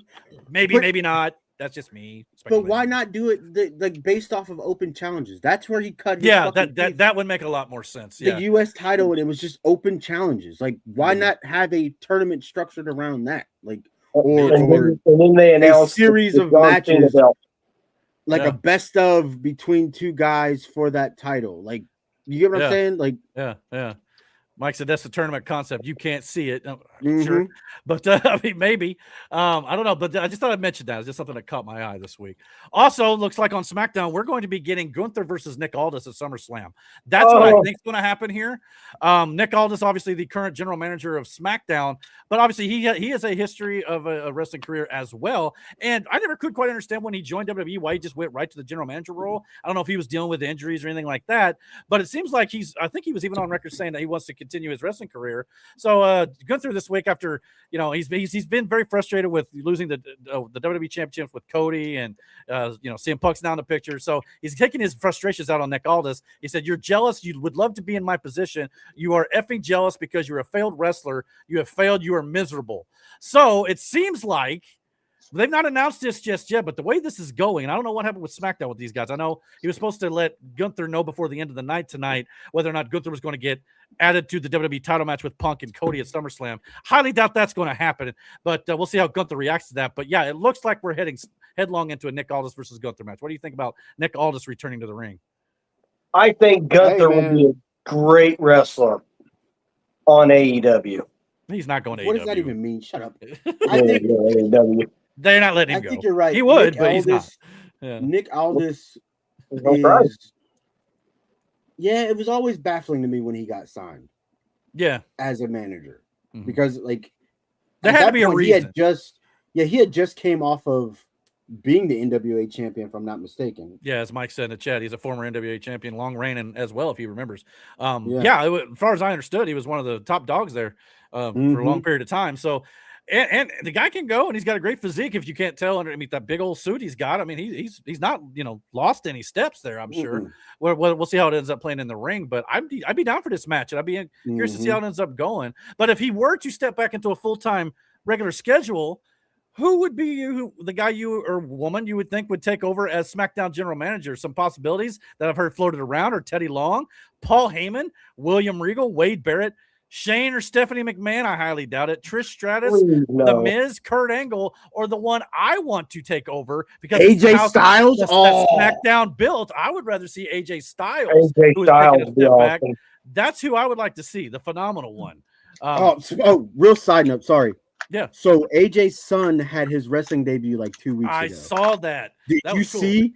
He did the slide underneath the barricade that AJ did. Yeah. He did the phenomenal forearm. Yeah. And then he did the Styles Clash. And it was fucking awesome to watch. And AJ was there to root him on, I saw. Yeah. From a dad perspective, watching it, it's like, yo, this is a moment. You know what I mean? Yeah, I would love to see the giddiness on AJ's face when he pushes the guy into his son to give him the Styles Class, and AJ is like, "Fucking yeah!" That's great. He hits the mat for the 1, 2, 3, and I was like, "Yeah, like that's awesome." So are we in agreement that that's the guy, AJ? Fuck yeah! For me, AJ for sure. I mean, Heyman's still kind of. I mean, there are a lot of these guys don't cool too. Yeah, but for me, I'd love to see either Teddy Long come back because I love Teddy Long. He's just getting up there, man. But I don't know if he could travel as well. Wade Barrett wouldn't be a bad call. Wade Barrett would be probably the second best for me. Yeah, but I enjoy Wade on commentary. No lie. Regal did a great job in NXT. That's what I was gonna say. Regal, hell, even Miz. Miz will be a dope. Yeah, Miz will be a cool GM just because of how he styled. Okay. Yeah, but he also, looked like a GM. But my number one would have to be AJ. It would go AJ, Miz, Barrett, Williams for me. I don't think Paul Heyman is ready at that point. He's still got some work to do with some other guys. And Steph and Shane, I think, are at this point. Yeah, Steph would be the most believable probably, but I don't think either one at this point. Want to do it. But AJ Styles would be my top pick. I hope AJ Styles. Now, we also got a little bit of a SmackDown spoiler here, kind of leading back to this. Nick Aldis, apparently on SmackDown, said that Gunther wanted Punk and Cody Rhodes, and he was going to do just that at Saturday night's main event when Gunther teams up with Sami Zayn against Rhodes and Punk. So there's our first match for Saturday night's main event. That could be fun. Man. So that's a good match, even though him and Sammy don't really like each other either, but they got common enemies at this point. Yeah, that's common enemies at this point. Yeah. Now, Gunther was not happy to hear that, as Gunther then went after the SmackDown general manager with a brutal assault. Gunther applied the sleeper on Aldis as referees, and Road Agents tried to break it up. Gunther laid out Aldis with a big boot and then applied the sleeper hold once more. Gunther wasn't done as the attack continued as officials and producers tried to stop it. So, this is definitely heading for this. There's no doubt. So, looking forward to that. So, good. I think it's a good build and a good way to set it up, too. When do you bring AJ? Hold on. Sorry, real quick. When do you bring AJ in? As soon as they say he's no longer general manager. Yep. So you have which maybe Mike had a good suggestion. He said, "I want Danhausen as GM." Following his rules, my Lord. That's not terrible. So do you have Pierce make the announcement? Because Pierce is the general manager of Raw, but he's kind of like the one over both shows. I think that'd be a good way to do it. Yeah, have him kind of hand the torch over. That would be good. Now, and then of course he would have to announce he's going to be wrestling more full time. It's not a part time thing, but it just depends on how you go about it. But as soon as possible, that'd be fine with me. I have no doubt. I got you. Last big story in WWE. Then we'll move on real quick for AEW. Real quick, move on from wrestling.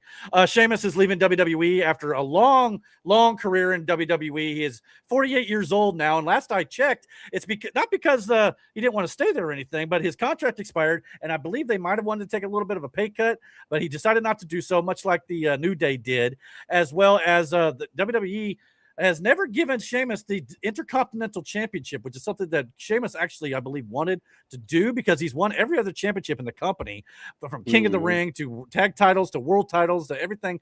But in order to win them all, he had to get the Intercontinental title, and I guess WWE just wasn't ready to do that at this point. So he decided to move on. It's kind of a shame he wasn't able to hold the last title that was the one he never got to hold, because it sounds like, according to his quote, he says, honestly, it's like the last piece of the puzzle for me. It's like when you collect those football stickers when you're younger and you just have to have that one item left to complete the whole set. So yeah, it's on my mind, but it was not meant to be, as Sheamus is departing the company with that one piece of the puzzle. He never got a chance to complete his WWE career. So, but what do you feel about Sheamus, his career? Is there a possibility that he may end up in AEW, or is it just maybe I don't know, man. elsewhere? I think for Sheamus, like, he's had a lot of success on his YouTube channel, like, Sure. And it's all workout stuff. Like, that's what he does, and bettering himself and his body and shit like that. Even a lot of the wrestlers themselves, they've been on there, sharing their workouts and what they do, stuff like that. Like, could I rule it out? No, there's not a chance in hell, because given the opportunity to see the bar back together. One reason why is because they're not doing shit with fucking Cesaro. I would love to see. If that's the case, I don't want it to be a part of the. No, he don't need to be a part of the Death Riders necessarily, but neither should Cesaro at that fucking point. There were reports that Sheamus said that he had at least some interest into AEW, even if it was for a short stint, because I think it is kind of crowded over there. Some wrestlers are kind of like, we need to bring in more. We're getting the New Day. That's happening. So it's how many guys they want to continue to bring over with these cuts. There's just unfortunately not enough room everywhere. And Sheamus may, at his age, may look toward retirement, or maybe he goes on the indies for a while. There's things he can still do. Now, he did officially change his name on his X account to S. Fairley for Stephen Fairley, which is his real name. So yeah, Sheamus is officially done in WWE. It's just kind of sad because he is an unsung hero, in my opinion. Banger after banger after banger, as it were. So I remember when he first showed up, Miranda was like, he is fucking pale. White. Yeah. I thought I was white. Holy crap. But yeah. And they have to have those bright lights behind him, like when they and then was transparent. Translucent. Yeah, for sure, whatever. But yeah, so yeah, good luck to Sheamus. And if he ends up in AEW, good on him. I'm sure he could have some good matches still. And AEW's got Chris Jericho, who's older too. I mean, WWE's got guys in their 50s at this point, pretty much too. So I mean, it's not unheard of, but we'll see what ends up happening with Sheamus. Now, I do want to mention one last thing for WWE before we move on. Do you want to know the big spoiler for SmackDown or not? If you don't, yeah, it's fine. Okay. No, go ahead. Wait on. But yeah, for those of you who don't want to know, turn away for about 10 seconds. But on SmackDown, we got the debut of Baron Corbin is back. He attacked Trick Williams and Carmelo Hayes in their U.S. title match. So the Lone Wolf. Now, did we get Lone Wolf? Yeah, I don't know. I don't know. That's just, I'm going based on what Mike says. So I don't know what version. Could be a new version, because I know they're talking about. I know he was teaming up with Dominic Dijakovic as well. So I was just about to say, does Dijak come back with him? Maybe not this week, but maybe that's a slow build too. We'll see. Mike said WWE built it forever, but for some reason it just wouldn't give Sheamus the Intercontinental title, which sucks. I mean, they gave Cena a token reign. I kind of understand that. I mean, I wouldn't have been upset if he won it and then for 9 days and then 9 days. Yeah, why not? I mean, at least he could have said, "I did it all," and he pretty much did, except for that one thing. So we'll see how it plays out. Hold on. Let's not shit like he didn't have a great career. He had a great career. He fucking did. Yeah, kind of low key too. Yeah, and not but him and Cesaro as the bar. That tag team was fucking phenomenal because they earned it. They started out as hated each other and they had the best seven-round tournament or round, best of 7, and it was great. And they turned into a tag team with those two, and they were fucking great. Yeah, and it became respectful too, so it made it great. All right, let's move into the second half of wrestling. It won't take nearly as long this time, but one thing we do know who is AEW, Jack Perry has re-signed with AEW. So those who are thinking that maybe he would leave the company, that is not going to happen. He's officially back and is still all. Is that a legit concern? I don't think so. I actually believe I read a report that WWE wasn't really interested if he did hit the market. So this is probably just a formality at this point for Jack Perry. But again, good to see him as one of the original 4 pillars in AEW returning. We also got the return at Forbidden Door of Jay White, who finally made his return to the company. And the Bang Bang Gang is officially full and healthy again, as we got the Guns, Juice Robinson, and Ice Austin. Yes. Because I still think that Connor? No. What are the two? What The are dogs? The Billy dogs? Kids? No, Billy Kids boys. Oh, Austin and Colton Gunn. Yeah, Austin and Colton. Yeah. Underrated. Yes. I'm just saying. Absolutely. They're underrated as shit, and they're a great fucking tag team. Yeah. Now, I'm hoping all this will kind of play together here because I think they picked the perfect match to bring Jay White back in because he's got history with the dogs. He's also got history with Edge and Christian or Cope and Cage or whatever you want to call him these days. So yeah, obviously he's friends with Copeland. He hates Christian and Christian hates him back. So they've got this like 3-team feud kind of going on here. And if FTR were to return at some point, God knows that's going to blow up. So I think they picked a good place to debut him back again. But it's just good to see him healthy again as he returns. He's going to hopefully have a long run and get him in the world title picture sooner than later. It's not going to be for a few months at least, but I think down the line, I think it's something he can do to stay healthy. Yep. So we got the Queen and King of the Ring tournament winners on WWE, AEW. We got the Owen Hart winner with the women is Mercedes Moné. She won the tournament there, as we all kind of expected. But of course, this is where it gets kind of weird. She replaced Willow Nightingale, who was injured. They vacated the TNT Championship for Willow. Willow then, that title goes on and is won then by Hikaru Shida a couple weeks ago or so in a best of 7 survival matchup, survival of the fittest, and or 6 or 7. And then Willow Nightingale actually comes back this week, 1 week after the TNT title was won by someone else. So it's almost like, why did you have her vacated to begin with?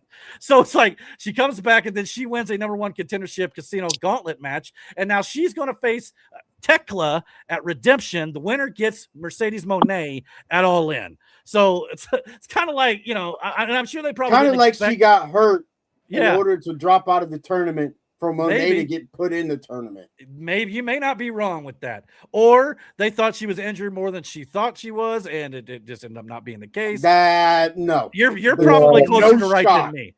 But either way, Mercedes Moné laid out Tekla and Willow at the end of the segment on Dynamite.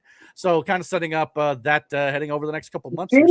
Is she like screwing the owner of AEW or something?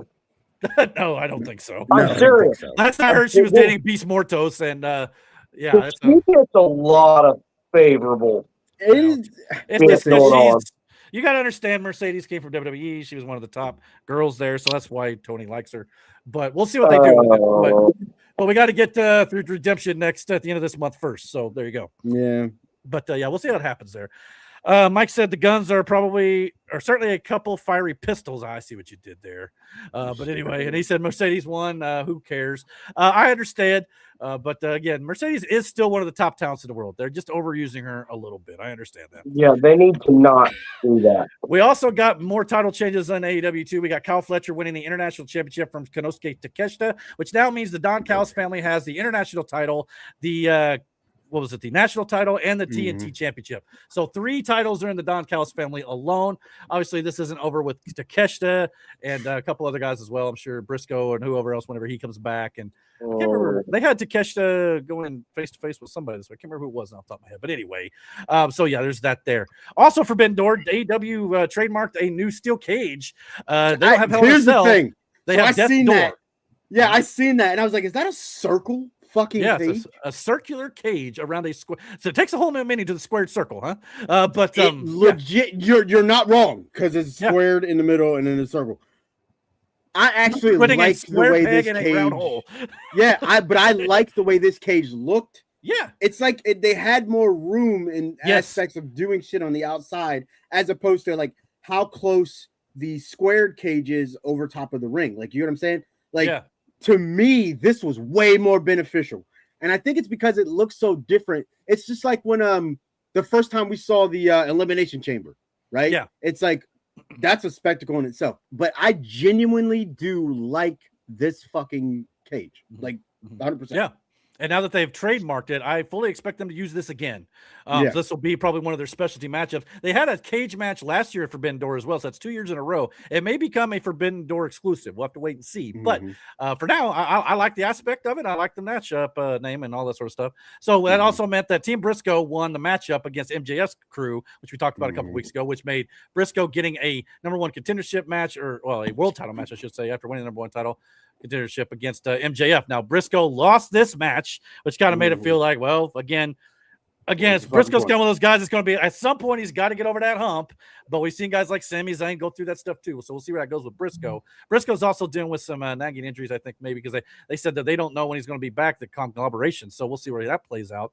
But of course, with Ospreay now winning the men's side of the Owen Hart Cup tournament, he gets a world title shot at All In against whoever that is. And of course, Kenny Omega then stepped up after earning some wins over the last few months against MJF at Beach Break this last Wednesday.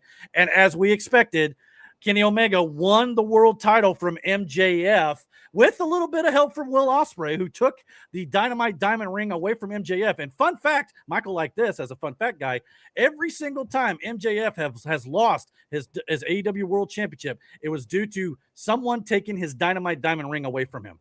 Every single one. So it was at 3 times now. So, of course, happy for Kenny Omega after 1,698 days of waiting to get it back. He said we finished the race. Obviously, he dealt with a lot of stuff, come close to death with diverticulitis just over, about a year or so ago, maybe a little longer. So good to see him back at 100%. He's quick, he's smooth, and he is one of only 10 guys to hold the AEW World Championship since 2019. Obviously, a few of them are multi-time champions: Moxley, Omega, Adam Hangman Page, CM Punk even, and Samoa Joe. Of course, Hangman can no longer challenge for this title. Curious to see how that plays out when he gets back. So, and again, for those people online saying, and there was one in particular who said, well, that was just AEW trying to take the shine away from CM Punk. That's not true, because this has been in the works since April at the latest. So this has been going on, and it will culminate in August at all. And I will say this too, and I get that people, AEW fans, a lot of them are so gung-ho about MJF. Don't get me wrong, I like the guy too. Don't know that I do. I think his work is phenomenal. But to pretend like Kenny Omega isn't a guy who should ever have a title shot or hold the title, or let alone that's not believable enough to beat MJF, you're fucking insane. Do you have amnesia? Like, where have you been first couple years of this company, or his New Japan stuff, any of that stuff, guys? I mean, I know it's been a minute, fucking insane. So you could miss me with this whole, it makes perfectly good fucking sense. Yeah. In the same regard, again, I'll go back to WWE. If you don't think there's not a fucking world where Seth Rollins can't compete with Roman Reigns, you're fucking delusional. Period. Yeah. And this will be a hell of a match. For sure. This match right here, and here's the thing. Even if it was Ospreay versus MJF, still would have been a great match. But these two in particular, Kenny has come back from that diverticulitis thing and has slowly started to get back into his form of where Kenny was, the Kenny Omega that him and Ospreay are gonna that match is gonna be crazy. Going to be crazy. And I'll say this, I know Ospreay versus Omega, this is the third meeting apparently. I don't know if they've done 2 in AEW or not, but they've definitely wrestled twice before. And obviously everybody's like, well, they're hot shotting the title to Omega just to lose to Will Ospreay. He's going to hold it more than 9 days. He's going to hold it like 53 days if he does lose to Ospreay, which I fully do expect to happen. But they moved the match from a redemption up to this week's Dynamite, so the reign is longer. I think they did call an audible there. Now, I think we could possibly, depending on MJF's knee injury, which is probably partially why this happened, whether he needs to take time off for that or not, we still might get Will Ospreay versus MJF, since MJF, was cost a match by Ospreay. Maybe that's at redemption. We'll have to wait and see. But if MJF's knee is bad enough to where it needs to have rest or surgery or something, he's going to need some time off too. So it makes all the sense in the world for this to happen now. So this makes perfect. Like, you, as a fan, you guys don't realize, I had this conversation with Aaron. Motherfuckers don't realize like how much of a toll this shit takes on your body. Yeah, legitimately. Like, and I was doing it at a very low level, but it's still at the same time. Like, brother, I beat the shit out of myself for claps and applause. You understand me? Like, I did this shit for the love of the game. Yeah, so these guys get paid good money. I know what I put. Yeah, I know what I put my body through. So. Again, a small injury may seem like nothing and you could still work through it, but that small little thing compounds and it builds. Then it gets to a point that becomes detrimental to your style and what you want to do. So if you don't take care of these small issues early on, they will bite you in the ass, and a small issue will become a huge fucking problem to where that could then just take your whole fucking dream away from you. Like then you can no longer go like you used to. Then you can no longer get in the ring like you want to because you let something small because of a small group of fucking people on the internet telling you no, you keep fucking like you get what I'm saying? Right. Like yeah, I understand. So if this knee injury, he may have taken. He deserves time off. Like, yeah, he does. MJF has carried AEW for a while. And will continue to as long as they're willing to pay him what he wants. So him losing this to take a break, fucking well earned. Mm-hmm. I still expect him to go to WWE at some point down the line after he's won his 10th world title in AEW or something. But I mean, yeah, so at the end of the day, no matter what company you work for, WrestleMania is your fucking goal. You want it to some people, not everybody. Yeah. But to some people, you're right. Most, I would say, but to some people, they don't give a shit. They just want to make their money. They just, they just want to be on the show, whatever it might be. Some people don't, but yeah, I see your point. Last couple things, and we'll move on because we've been wrestling for a while. I know it's locked tonight because we were 2 weeks behind. Mike said, by the way, Dark Side of the Ring returned this week with parts 1 and 2 of Jeff Jarrett in the Battle for TNA. Part 3 featuring the arrival of Hogan and Bischoff was very interesting to watch. Okay, I have to check that out. I know it touched on Owen Hart's passing again as well, with Jeff having to wrestle right after that. I saw clips of that, so I definitely looking forward to that. Mike said, I got to say, Jim Cornette has very unhealthy obsession with Vince. There's too much wrestling on this wrestling show. Russo, he had no idea Russo had sent the FBI after him over what he called a terrorist death threat. Cornette said if he could kill Russo and get away with it, he would. Yeah, I believe full-heartedly he would. Oh yeah, he said that plenty of fucking times. I've heard him talk about that shit. That's partially why I'm not a big fan of Jim Cornette, because I think he's just among other things, but an a-hole and a lot of other things. But he does know his wrestling. I will give him credit there. So credit where it's due, no doubt.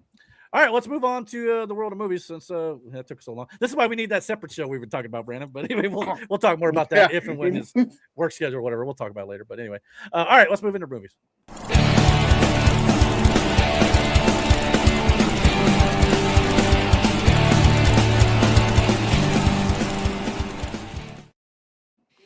Oh, we're in the movies. I'm about ready to go to bed. Oh, shut up. We'll get this moving quite longer. Let's do a quick trailer reaction to Dune Part 3. We got the first full-length trailer this week. One of the bigger movies coming out this winter. So let's check it out, and we'll talk about it. Here we go.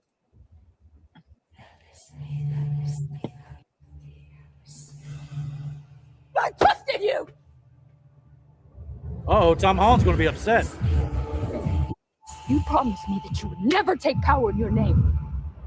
That looks like Tom Holland, actually. Hey, I was about to say, I thought that was. Your home. No, that's Timothy Chalamet. That I was your home.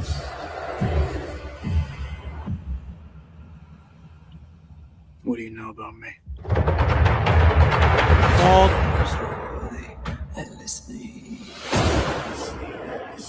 You've conquered the galaxy.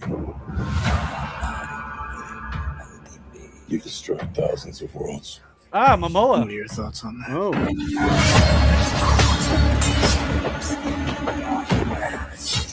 I think you're way beyond redemption.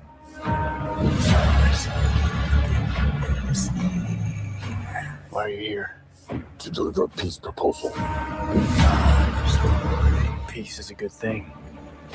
Why should I refuse?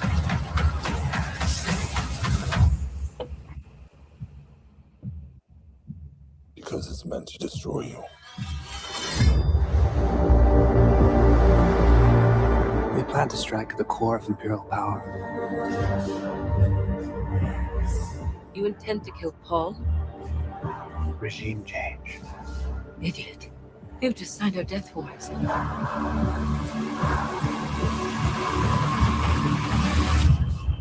I found someone.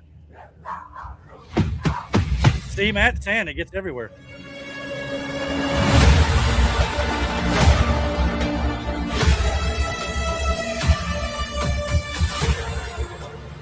The future has a way of talking to me. I can't see what's ahead. How does it feel to be human like everyone else, Paul Atreides?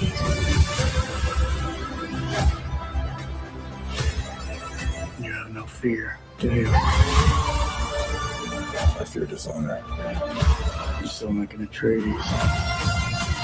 I've been told I was one.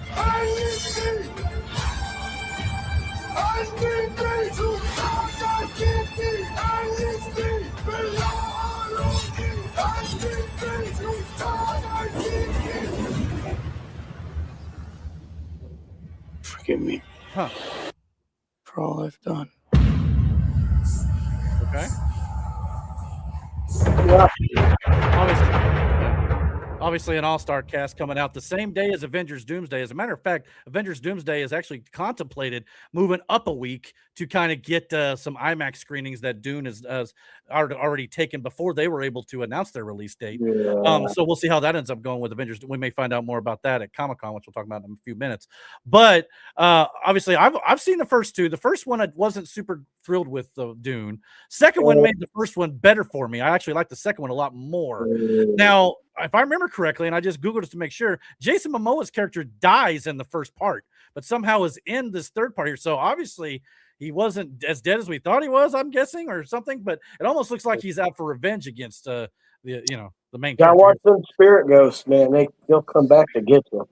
Yeah, So maybe. I've never followed the whole Dune thing. And even I'm still hazy on it. I've only seen them both like once, so I need to rewatch. But Brandon, you have to read books. Yeah, That's fine. I can do that. That's no I issue. can't. It just doesn't. what?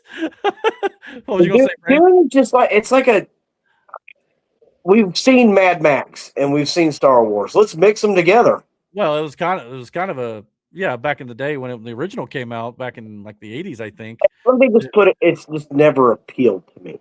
Well, I can see that, and it's not going to appeal to everybody. But the first two have been widely successful, though, and the third film is obviously going to be the conclusion to that epic trilogy that I guess they've been bringing out the last few years. It's got a lot of fans. It's kind of like Avatar. I mean, it's a great movie franchise. People who like Avatar love it. And it's the same thing with Dune. If you like Dune, you're probably going to love this movie. So, yeah, I mean, that's kind of the way I feel on it. Like I said, I need to rewatch the first two again. The first one's a little slow, so I don't know how much. Now, if this whole Jason Momoa thing, though, if he's coming back to life or what's happening, or if he survived, I'll have to watch it with a different set of eyes, knowing that he's in this one. Appears to be quite a bit, so I'll have to watch it again with that in mind. So, but yeah, no, admittedly, I don't know a great deal about this franchise, as it were, outside of the first two. I'm gonna be a critic here. Okay, if this movie succeeds and they poo-poo on Supergirl, I'm gonna be a little mad. Well, this is going to be better than Supergirl. You might as well count your chickens now. Yeah, because I don't. And I've seen Supergirl, and I don't agree with the poo-pooing. Wait, did you watch it? I said I'm going to see Supergirl. Well, you don't know because you've not seen it. I watched it. I'll talk about it in a minute. But yeah. So doesn't sound like you all too enthused about Dune, though, huh? Which I didn't figure you probably were, but I figured I'd throw it in here because it is a big trailer. But, everybody's noticed. Probably everybody noticed this channel. I'm a very tough movie critic. Apparently, you poo-poo on stuff you like. I do. So I'm really hard on movies. What's the premise of the Dune movies? It's basically like, oh gosh, it's hard. It's like how I described it. Like it's warring families like over like spice like on this planet, and it's kind of got a Star Wars thing to it in some respects. Like, you know, Star Wars Asgard, like kind of like witch type characters. Again, they've got their own jargon and like vocabulary and stuff too. Like it almost like has a little bit of a learning curve. First time you watch, you're gonna be like, "What the hell are they talking about?" But as you watch it more and more, you start to understand, like, you know, the language and things like that. So it's interesting. It's kind of very Chronicles of Riddick in that respect. Yeah, you know what I mean. Kind of like when Aaron was our dungeon master. So okay, it's like warring families and stuff in this. So it's like the Atreides and I can't remember the name of the other family. I was never your dungeon master, Matt. Well, no, never mind. I'm sorry. But is it one of these like series that you have to watch the first one? Well, yeah, it's 1, 2, and 3. Yeah, it's all one story. Yeah, you'd have to in this case. Yeah. So, not to mention they're like almost 3 hours long. Oh, yeah, I'm not gonna fucking that. Talking Lord of the Rings. I was gonna try to talk random, like, well, maybe we could watch it. Yeah, no, not that guy. Not if it's 3 hours fucking long. You don't like Lord of the Rings, you're probably not gonna like muted, Miranda. I understand that. I already decided when I had to learn a new language, these movies aren't for me. Yeah. Well, it's not like it is in English, but it's like they have certain like things to describe. I know, but I'm not going to learn Dune Ebonics just to know what the hell is going on. Doing Ebonics work for you. Yeah. Okay. Well, maybe this will be more up your speed as we hit the rapid fire segment here. Harold and Kumar are getting a fourth film, which I didn't even know 2 and 3 existed. What? So Cho and Cal Penn are set to return. John Cho, that right. Harold Kumar, I guess. I got will be coming out soon. Never cared for the first one. Yeah, well, when did the first one come out? The first one was when they went to White Castle, right? Yeah, it was a stoner movie. Yeah, Harold and Kumar. Harold and Kumar Go to White Castle came out in 2004. So there you go. That's crazy work. That's a 22-year-old franchise. That's so for your answer. Why don't we just throw in a Dude, Where's My Car sequel? Yeah, John Cho or Cho Johan is his real name. Is 54 years old, and Cal Penn is 49. So yeah, let's not do that. What are we doing? This sounds great. What's that? No, this is from the first movie. Okay. Yeah, this is definitely appeal to audiences. But 2 middle-aged men. But we're past. You know what, Brandon? I think it's got potential. Do you not remember that video I sent you of that middle-aged man laughing his ass off? Maybe you're right. Maybe you're right. He was high as giraffe pussy. But Brandon, you say no to this though, but I guarantee you, if they did another Friday with Chris Tucker and Ice Cube, hold up. What did you say, Brandon? Wait a minute. Let's go. You heard him. Back up just a minute. What did you say? What did you say a second ago? I don't even think he remembers. Oh, the video? That guy was hired in giraffe. You said what did you say on National podcast? This podcast is not safe for children. Eric's gonna have to have a bleep. I don't know, but that's just something I said, and I didn't even think about it when I said it. That's why I said what I said. Because I was cool. I think it's great. I thought I've heard all of your our views just went up this week. Stuff, but that was new to me, and I was just like, "Did he really say what I think he just said?" Oh, yeah. Sorry, I got it. It makes sense, but like at the same time, I was just like, I was taken back by the statement. My fault. But Friday you would watch. Yes. Here's the thing. Yeah, because Friday had a very big cultural impact. Like it's one of those movies that, like, again, I lived it. First of all, yeah, I lived it. Second of all, like those movies are so quotable in the sense of you can quote lines from each movie from a lot of the characters there, right? Sure. Harold and Kumar, again, was along the longest times of those stoner movies, but Friday was much more than just a stoner movie. Does that make sense? So, like, it was a lifestyle. Yeah. So, like, with Harold and Kumar, though, like, their whole, if I'm not mistaken, their whole ambition was trying to get to fucking White Castle for some munchies, and then, like, shenanigans ensued. Right in between that, I don't like so it's the same. No, because Cheech and Chong are kind of timeless too. So like I don't know, but I never got into Cheech and Chong though. Some stoner movies don't. Some don't work for me. I like Friday, at least the first one. Second two, it wasn't the same without Chris Tucker for me. But I get that, like, because Chris Tucker was a huge part. But Mike Epps, I think he came to play there. But But again, Harold and Kumar to me, like, I don't know, not relatable in that sense because like they were like the cliche stoner shit. Like that's what. Well, not only that, this commenter over here on the right, I just saw it. As of right now, Naked Gun had a movie last year, 2025. Scary Movie 6 this year. Spaceballs 2 next year. 24 Jump Street, we've already talked about a couple weeks ago. Harold Kumar 4, and Austin Powers is looking to get another one as well. Disaster. I'm excited for Austin Powers. So if that's the case, we're back, baby. Comedies. You know what I mean? Like, time will tell. Plus, then there's another Super Troopers movie coming out. Yes, that's about a month from now. So yeah. Which, yeah, well, It's going to be weird with Austin Powers without Vernon Troyer, though. Well, I got a story on that in just a minute, so hold your horses. We also got our first poster for Star Wars Visions, The Ninth Jedi, an anime series coming to Disney Plus on August 5th. Yeah. It's a spinoff of the Star Wars Visions series where this character was featured in a couple of the episodes there. So getting her full series here. So if you're interested in that, it's not Star Wars canon, so you don't have to necessarily watch it if you're not a fan of the series or anything. So, but it's something for you anime fans out there if you like that sort of stuff. But what if it's good? Then is it going to be canon? No, I don't think it has a chance of being canon, but it could definitely be get more sequels. And not everything has to be canon. You can do stuff that doesn't tie into the main storyline. You can do all that stuff. I got no problem with that. DC's doing that with some of their Elseworlds stuff. But yeah, Mike said the twins, by the way, enjoyed Toy Story 5. He took them to see last week. They thought it was pretty good, and so did he. Definitely had its sad moments. The battle between technology and old school toys hit close to home in a lot of ways. I can see that. I've still yet to see it. I'll probably wait and see it when it comes on streaming or something. But glad to hear you enjoyed it. And twins? Yeah. Brother, I never knew that about you. That's wild. There's no fucking shot, Matt. There's no fucking shot. Yeah, I just haven't paid attention, I guess. Apparently not. But anyway, speaking of Harold Kumar, he said, my wife works at White Castle, and she told me White Castle bigwig screened the movie to make sure the company was shown in a positive light. And he also said, we'll let you think on this as we go on to the next couple stories, and he can give us the answer. He said, I looked up what the #1 movie was today in 2000. When I started my current job, guess what it was? 2000? I don't know. Shoot.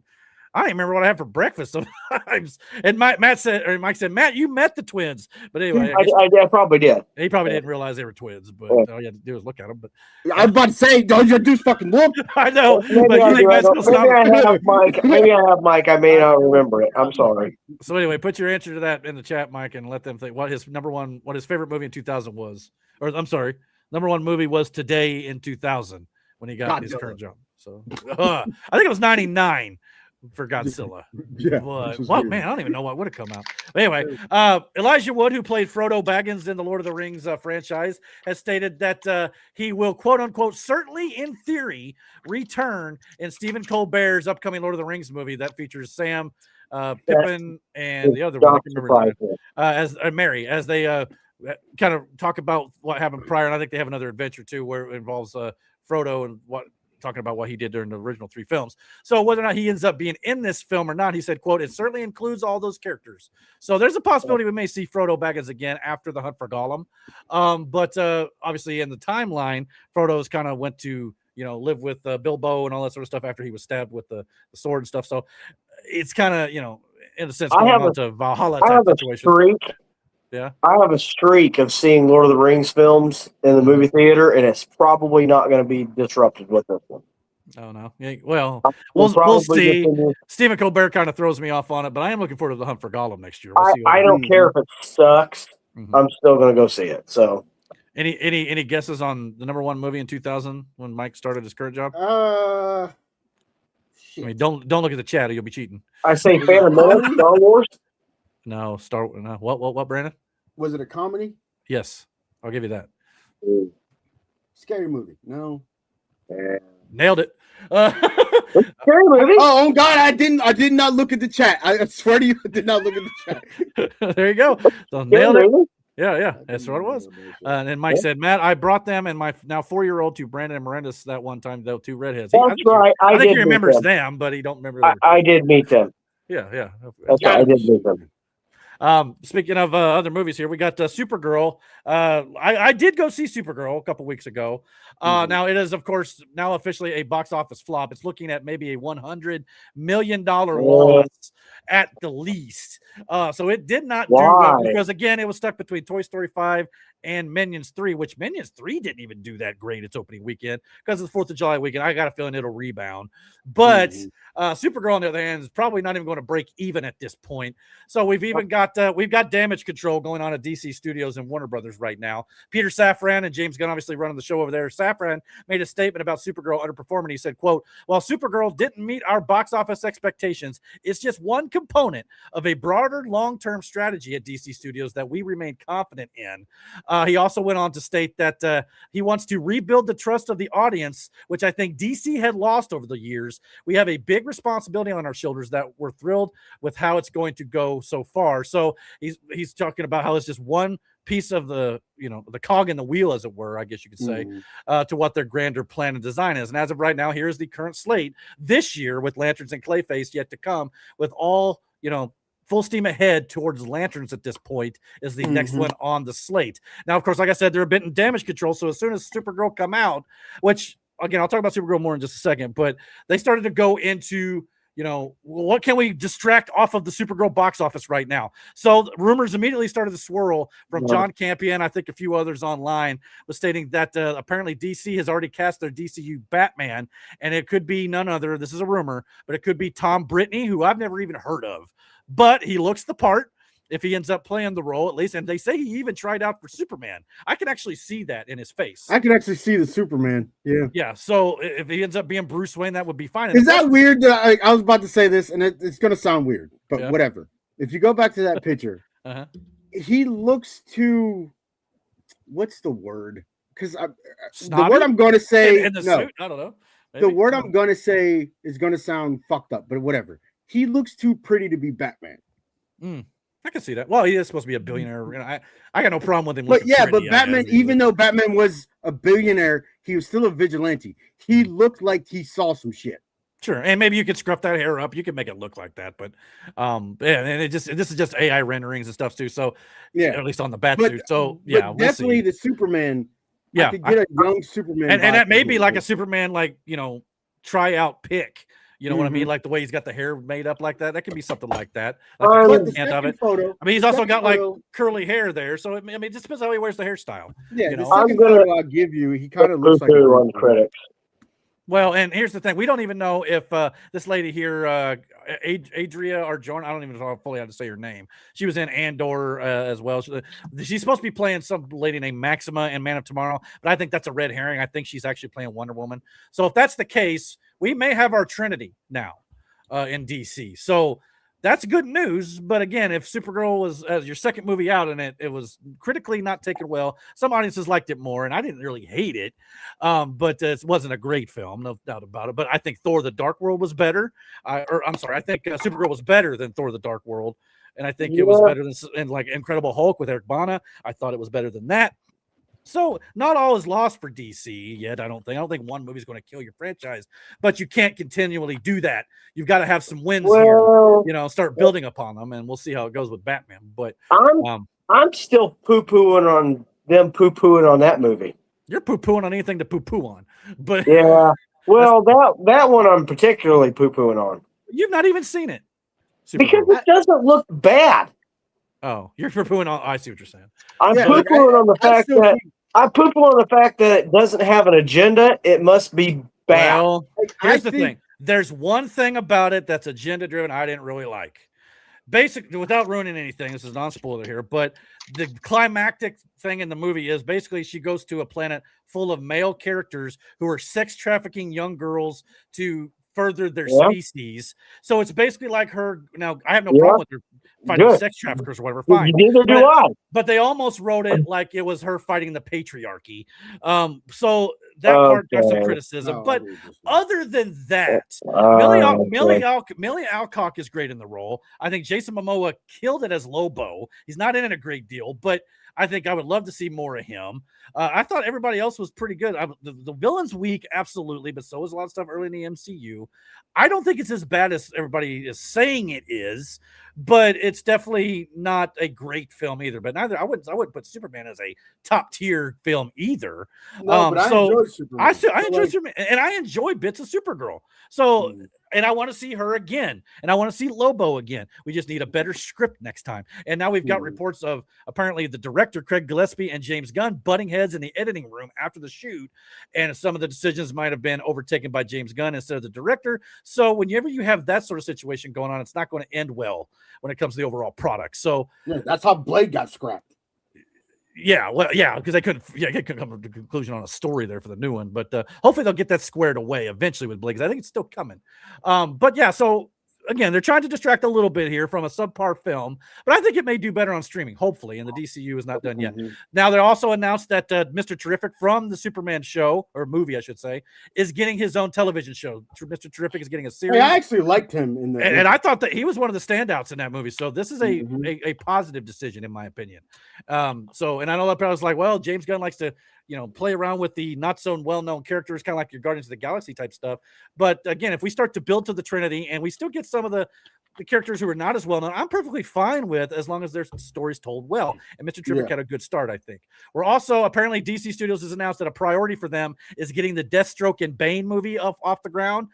How this is going to work, I don't know. Is a buddy cop? What are we talking about? I don't know, but it almost sounds like a Sony villain type thing, which, again, if you cast your Batman, you could get him in here. Don't get me wrong. So is the plan to do what they did with Venom, but to Bane?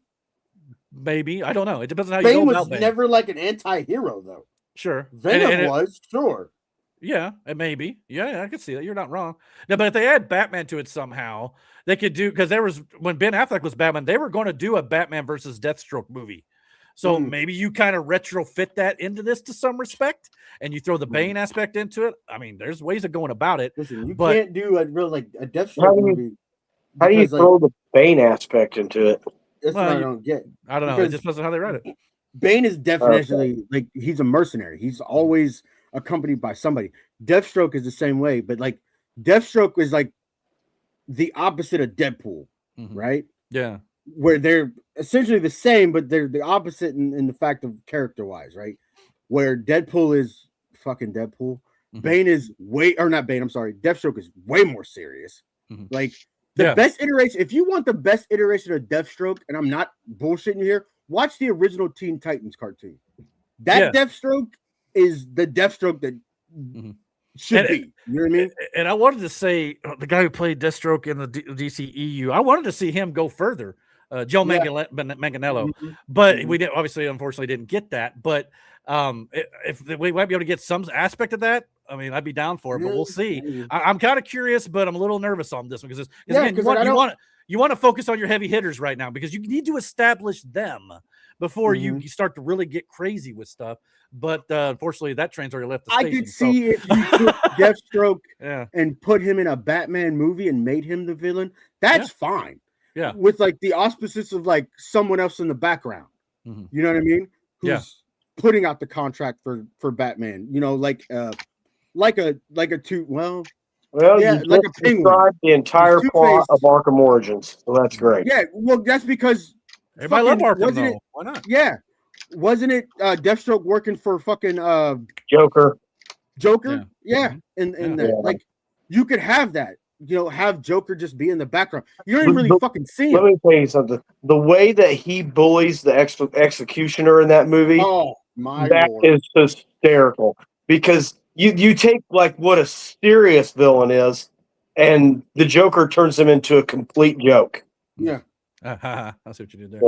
But anyway, focus on your heavy hitters though, and this is what we don't need. They still keep talking about how they're going to be doing this Jimmy Olsen series where he's kind of like doing a crime detective type thing, which I know they played him up a lot in the Superman movie, but I wasn't a big fan of him personally. I mean, I don't mind him as a side character, but we don't need him headlining his own television show. Not to mention the show is also going to star Gorilla Grodd, which is a Flash villain. Yeah, which that part I'm fine with, introducing the first Flash character to the DCU, which hopefully build to the Flash. I'm fine with that, but I just don't know if we need that. And apparently Gorilla Grodd has already been cast as Jimmy Tatro from Scream 7 has been cast as the role of Gorilla Grodd, supposedly. So there you go. But yeah, I just love a movie because like if you think about it, if we're going comparatively to the MCU versus the DCU, right?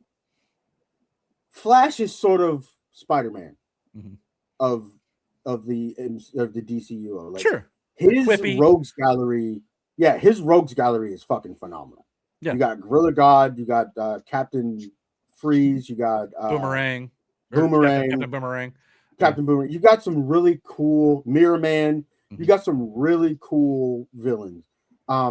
Just like with Spider-Man, you got Vulture, you got Electro. You got some really cool villains there. So like that, Gorilla Grodd's a good start. I like Gorilla Grodd. Nothing wrong with that. Gorilla Grodd's a hell of a start. So, like, I think that if done right, sure, but I not Jimmy Olsen as your fucking lead in this. Like, that doesn't make any fucking sense. Like, unless he's working alongside Barry or some shit. Like, but then it's just a Flash show after that, and we know what happened to the last Flash show. Although that had potential, I kind of enjoyed it. Yeah. So I mean, I don't know. I just want to see them be successful here. Even now, there are talk that everybody wants James Gunn fired right now because of the whole Supergirl debacle. Yeah, but here's the thing: his contract may even be up at the end of this year, but definitely at the end of 2027. So a lot of people are wondering if after Man of Tomorrow it's going to be Supergirl or Superman, Supergirl, then Man of Tomorrow, a trilogy, and then he's going to step away. He's going to do his Superman thing, and then he's going to leave. I got no problem if he does step down. That's fine. But we don't need another reboot again. They need to pick up the characters and the actors and just continue forward and try to continue to build this thing out. Because if you're just going to give up and reboot again, no one's going. It's already hard enough for people to apparently care about this franchise. Coming back and doing that yet again, and all you have is the Batman is successful. Which, don't get me wrong, I like the Batman with Robert Pattinson and Matt Reeves, but if you're not going to bring them into this, to reboot again, it's just scary. Now, like I said, I get the origin story there because again, you didn't really get a full origin story in the movie because the movie was fucking ass. Yeah. I don't care what anybody says. That movie was fucking terrible. Sorry, Aaron. There's parts of it I didn't hate either, but I'm not going to go so far as Aaron did. But yeah, it wasn't bad. I didn't see a reason for it to be bad. Oh, buddy, I'm not doing this shit. The Parallax, the cloud is what made it bad. I was really annoyed that there wasn't a sequel. They teased one, but it never happened. You know why you didn't get it? Because it was fucking terrible. Yeah, it wasn't terrible. It was good. The Parallax Cloud was what killed it for me. Everything else I did. Brother, the cloud thing pissed me off on. So yeah, if there's one thing we need to learn about comic book movies, villains who are space clouds are a no-go. Don't do it. No, they don't fucking work. And I don't know why you made them a cloud in the first fucking place because it's a legitimate entity that you could. Never mind. Fox did it with Fantastic Four as well, so there you go. But anyway, I don't even know if we had this conversation. But what is Parallax in the? They're entities that are trapped inside. They are these entities that harness the power of the fucking rings. They're actual fucking entities, right? They're beings. They're cosmic beings. Right? Humanoid, right? Turn them into so to speak. No, some of them are like animals because, like, the one inside I can't remember his name. The one inside the Red Lantern, it's like this big ass bull thing. It's fucking crazy. That's neither here nor there. To make them a cloud make no fucking sense. If you're already using your shitty ass CGI, you could have just shittily CGI. To make them a cloud was a cop out. It made no fucking sense. Yeah. Well, and then if what you're saying is true, it almost seemed too early to introduce the Parallax. You should have never fucking seen him to begin with. In the first movie is a little much, maybe, but anywho, but like I said, we're full steam ahead to Lanterns next for the DCU, which is coming out in August 16th, I believe, and they are going. DC Studios themselves are not going to go to Comic-Con this year outside of a Lanterns panel. They will have a Lanterns panel building up to the release a few weeks after the Comic-Con panel at the end of July. I'm going to get my Lanterns tattoo and the fucking quote. This guy. The oath. I'm getting tattooed on me. And everybody's like, well, why is DC not putting their best foot forward ahead in Comic-Con after the debacle of Supergirl? Well, they just listed everything they would have told you at Comic-Con probably right there that I just told you. So they pretty much, blew their wad, as it were. I guess you could say a little after the Supergirl thing because they had to do something. But anyway, I like for a better term. But anyway, now, for a while now. Now, next is a potential spoiler for Lanterns. Do you want to know or not? What do you mean by it's a rumor? Spoiler. Well, okay, we've talked about how Jordan. It looks like he's probably not making it out of season 1 alive, right? Mm-hmm. Okay, so that the only thing about it is how. Do you want to know the rumor of that or no? Sure, it's a rumor at this point. It's a rumor. It's not official. So, like, this is getting people even more mad right now. A lot of people are already mad that maybe Hal Jordan's not going to make it out of season 1. A recent supposed leak reported by Cosmic Book News is reporting that Hal Jordan is actually killed off in episode 1. of the series. Now, that may not be all bad, and I'll tell you why in just a second. There's also rumors that the Manhunters are the villains of the show, which could lead into bigger things, as there was a rumor earlier this week that Martian Manhunter is supposedly set to appear in Man of Tomorrow. So this could be building more to the overall greater story they're telling with the DCU. So that's the case, I got no problem with that. Yeah, but the Manhunters and the Martian Manhunter are two separate entities. True. So again, but I think they're connected to a degree. So, but anyway, I think this. So a lot. So yeah. Here's the thing: Hal does die. Sure. So to speak. For a while, he embodies the fucking core of the Lantern, the Green Lantern. Like, Sure. There's something that happens where he fuses himself with the entity inside the fucking Lantern to save himself. Yeah. And that's what happens. Like, he ends up powering, and at some point he gets set free too. But that's neither here nor there. Even if that is the fucking case and he does die, it still doesn't matter because he was gonna die any fucking way. Well, like, the actor portraying him is actually 60 years old, so you got to figure he's not long for the series anyway. Eventually, now the reason why I say him dying in episode 1 may not be that bad of a deal as a lot of people are making it out to be is because of this report here. Cosmic Book News reported back in March that Hal dies, which is what we referenced here on the channel. One part of the new leak is already confirmed. The story will, in fact, unfold across 2 different timelines, one in the past and one in the present. So that means that Kyle Chandler's Hal Jordan could remain throughout the season, with the earlier timeline telling Hal's story while the present deals with what his death leaves behind. So basically, you'll get the ending episode in the beginning. Yes. And then it'll play out. Yeah. So he'll still be in the whole season, but at the end of the season, he'll probably be gone, which what would have thought, because only Jon Stewart has been cast in Man of Tomorrow. Hal Jordan has not. So as far as we know. So it's not going to be as bad as people are saying right now. So basically what you're saying is it sucks.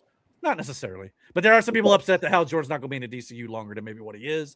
But you got to remember, this DCU is kind of picking up in the middle of everything that's already kind of happening. It's not starting like from bare bones.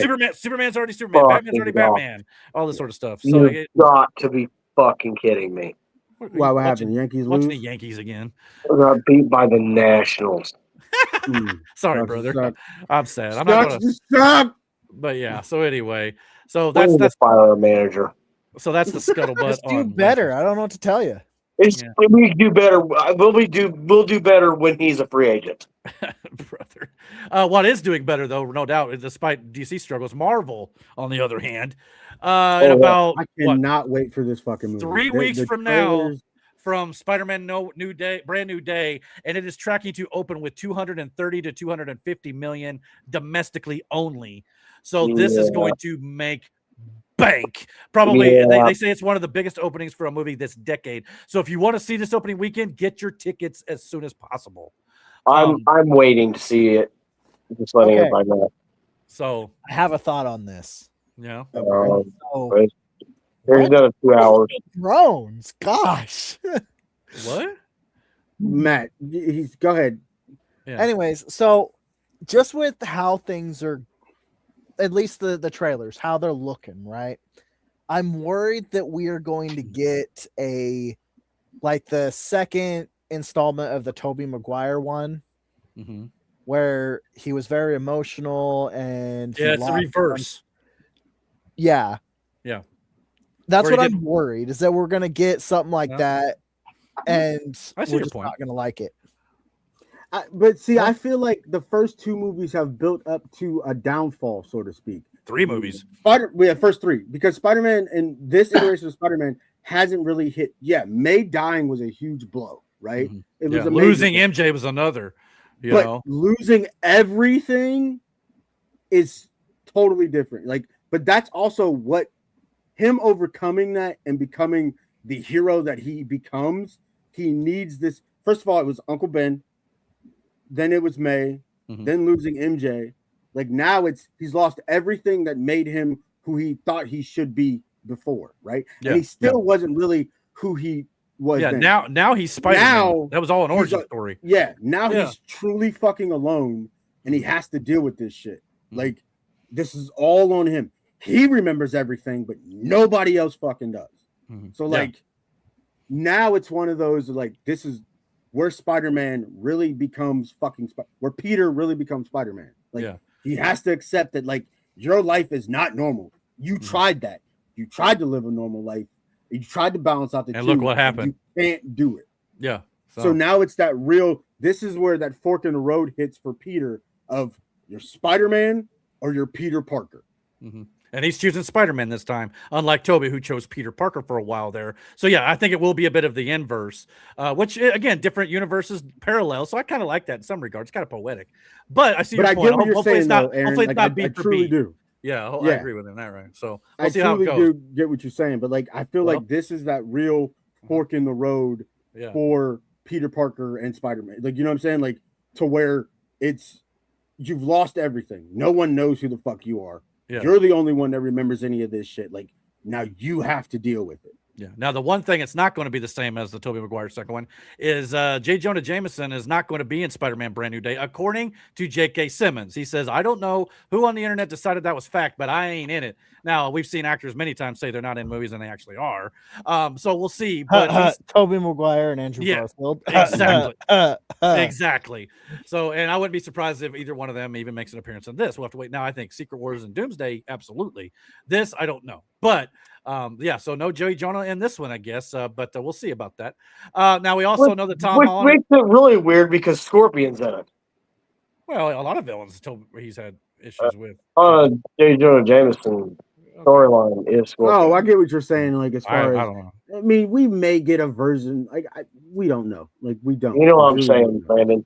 Okay. Well, that eventually they're gonna have to recast J. Jonah and Spider-Man going forward at some point because J.K. Simmons getting a little up there. He's in great shape, but getting up there. Now, Tom Holland's been doing the rounds obviously for the movie, and he was asked about bringing Miles Morales into the MCU. He said, "We're working towards it. I have aspirations to bring Miles into the universe. We've got a lot of work to do to bring that to life, but I really feel strongly about it."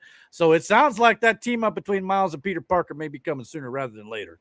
I'm telling you, it should happen. It could be the best thing ever to use one of those fucking rings and have Miles step out of the animated world into the real world. That would be cool. That could be the closing credit. Like that could be it. Yeah, you know what that I mean? should be the end of Beyond the Spider-Verse next year. Mean that would be Wasp? great.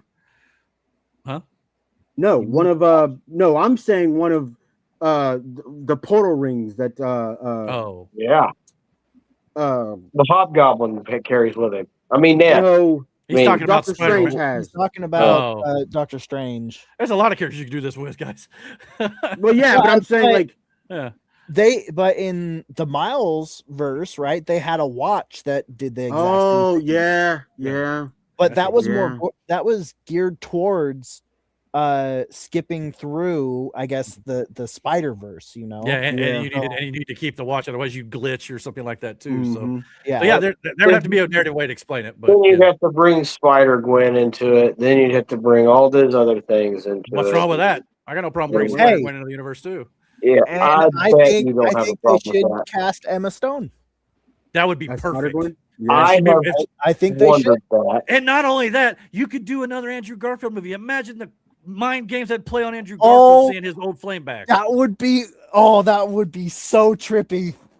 From a different universe. Be awesome, if but Secret Wars she has to act like Gamora and then kick him in the nuts. Watching this, she would remember Andrew Garfield, but yeah.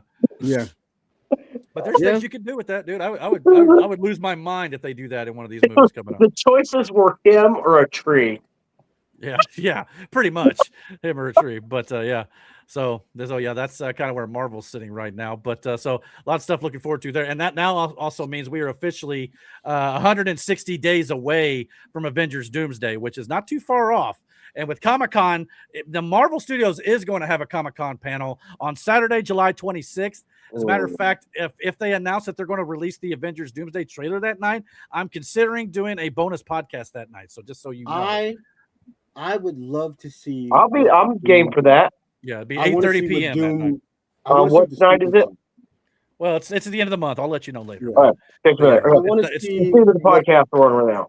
I want to see what Doom looks like. Oh, I think we'll definitely get a look at Doom.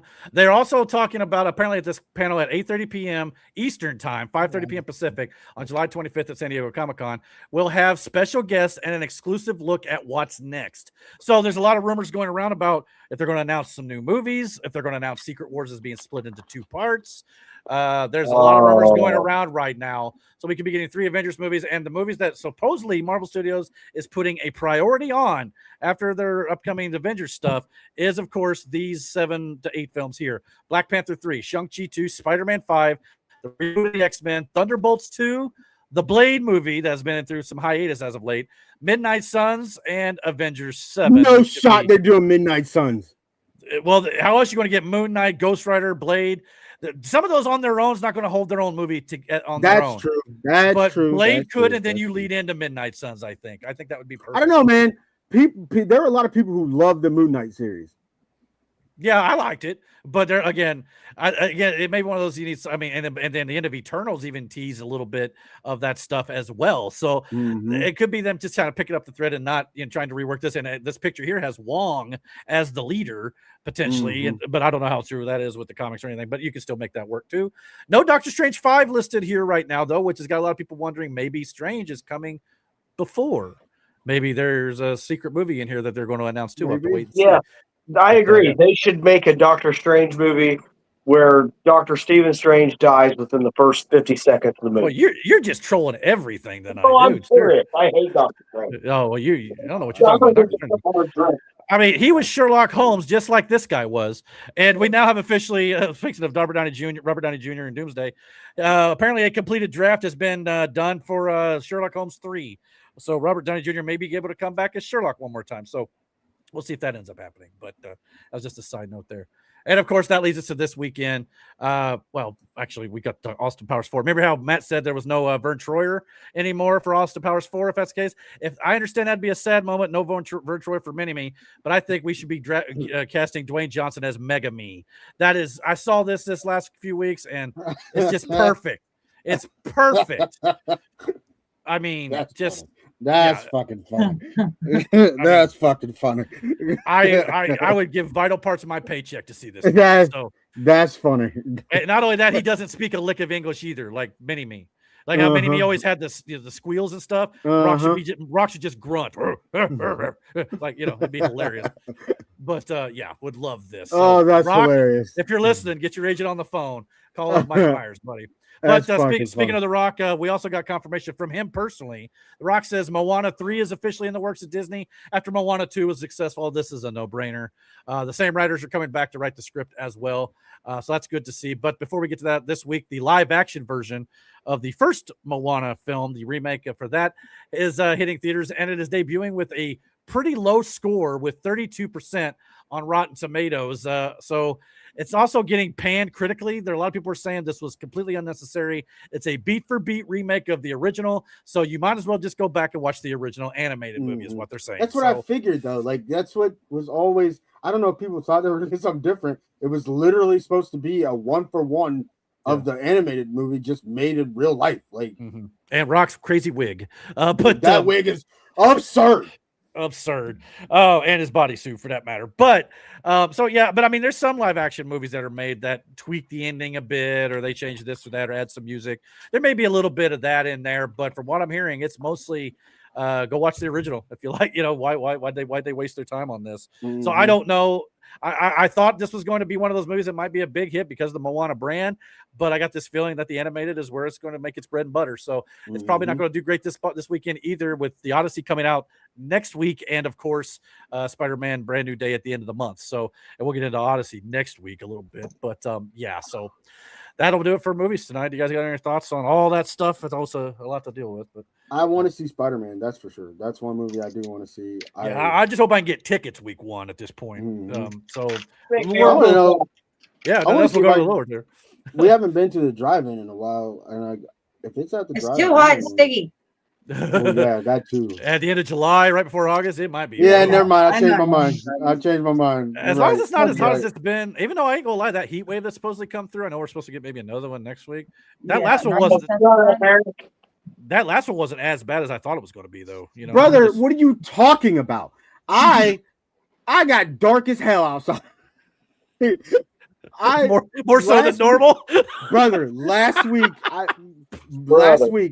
we fixed both. Well, we temporarily fixed both mowers, right? So Yeah. Miranda helped me cut the grass.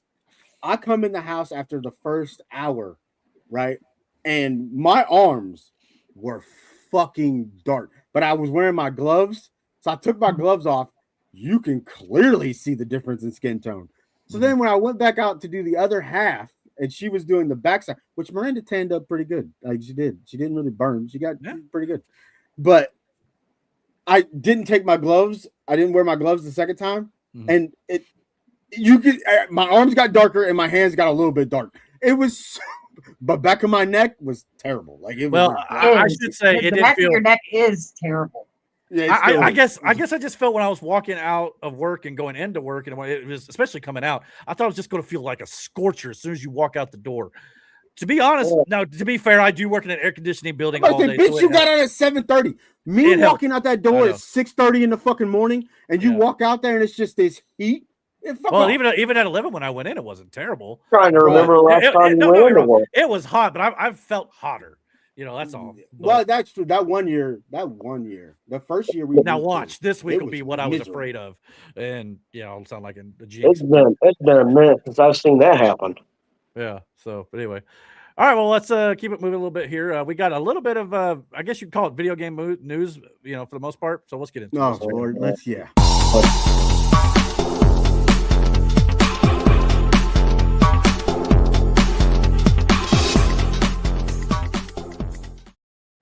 Mute myself.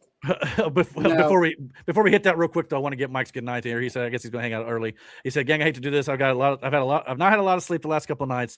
Actually, now the last 26 years. So I'm going to crash.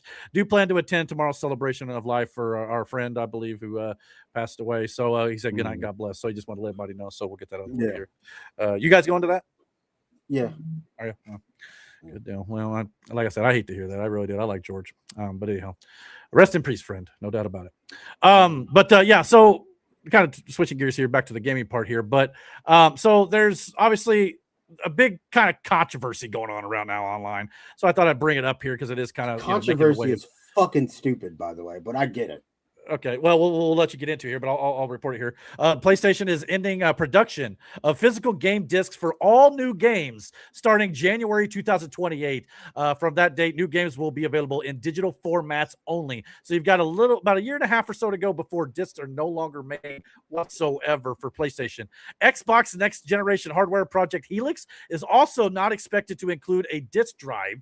So it's not going to be just PlayStation. What Xbox, though, is working on a disc to digital feature that will allow players to get digital copies of their physical games, I should say. So this sounds like it's just going to be the way of the world moving forward, as Xbox has also, as of this week, laid off 3,200 employees, 20% of its workforce, including selling off some of like Arcane, Lion, Compulsion Games, Double Fine, Ninja Theory, and Undead Labs, some of their affiliates, I guess you could put it.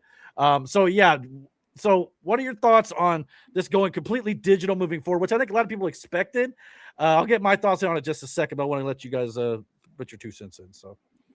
So the cons of this whole thing is it's going to kill places like GameStop and shit like that. Oh, for which sure. In one regard is, GameStop was already fucking themselves because they can always sell pops. I'm down for that.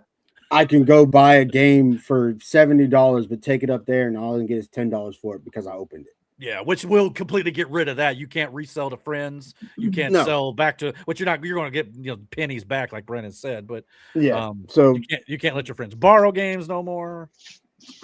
No, but I still think that's going to be. There's ways that these companies promote that whole aspect of with game sharing and shit. Yeah, you guys can that is what it is there. Yeah, sure. Yeah. So in that regard, that's fine. I don't understand the big whole hubbub about it. Most people who play games, hell, if you play games on PC, there's so many fucking avenues where you purchase games. You don't get the physical copies of those games. You get a digital. When's the last time you bought a CD, Matt? Okay. What's going to happen when they take that game away from you and you have to rebuy it again 50 times? Well, that part I understand. But I agree with Miranda though. The last time I've not bought a DVD or a Blu-ray. I've not bought a video game physically because I've been downloading for the last 10 years. So I understand it, and I also understand Matt's point of view of it too, though. But what's the point of them taking it away from you? To make more money. To control you. Who was it who said you will own nothing and be happy? Yeah. That's what this is all about. And I get that part of it too, though. Yeah. So you can't see where Matt's coming but from. But they're not going to make this. Well, I mean, mm-hmm. it kind of makes retro stuff valuable. No, I don't know. Yeah. Valuable. Well, apparently Domino's Pizza in the UK thought this was a bad idea. They said from now on, we will cease the production of physical pizzas and shift to production of digital pizzas only. So you can get your pizza codes online now, basically. So they're playing tongue in cheek with this. But again, you like we said a couple weeks ago when we were talking about the GTA 6 going digital only. You don't own it, your license to use it through PlayStation. Like if you buy a movie on Amazon, you don't own that movie apparently. You own the license to watch it on Amazon. But if Amazon chooses to send it to Netflix or anywhere else, you've lost that privilege. You pay for it, you're not getting that money back. So again, no ownership, no resale. You can't resell the games as we talked about, and access can be revoked at any time, which begs the question to a lot of these people who use the high seas. If buying doesn't mean owning anything, then piracy technically doesn't mean stealing, right? Right. Hell, but let's be completely honest here. To me. We did this shit before too. Remember LimeWire and fucking Napster was a fucking thing. Like, so let's not sit there and pretend like our hands are fucking clean in this aspect too. Piracy has always been a fucking thing, and that's why digital sales ended up becoming a thing was because of piracy. Or physical copies became a thing. People haven't figured out how to burn a video game disc. Yeah, it's a little more difficult, I think. But I think it's a little bit more into it than that.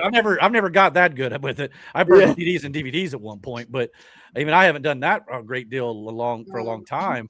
So but you can just download the music now. I mean, hell, I don't even download it. It's usually just on YouTube. I don't even have to download it anymore for the most part. To be, I'm gonna be so for real. I can honestly tell you the last time I purchased a disc for a game. Now I have a bunch of discs here that I've purchased of games, but I don't even fucking play those games anymore.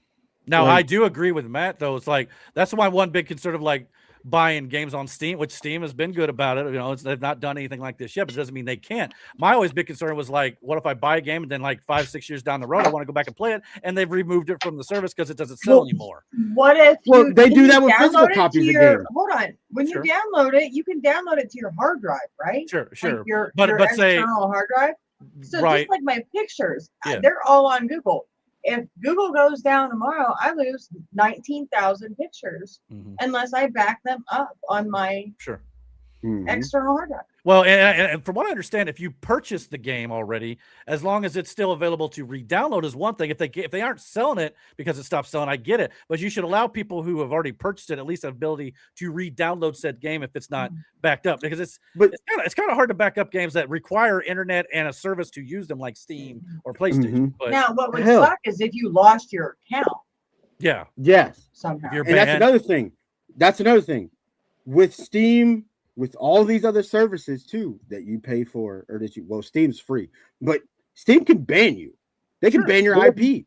So therefore, you don't have access to shit that you paid for. Which is the biggest thing I'm concerned about, and most people are concerned about. Sounds like the but that's always been a practice with this. Is the grand master plan of PlayStation. There.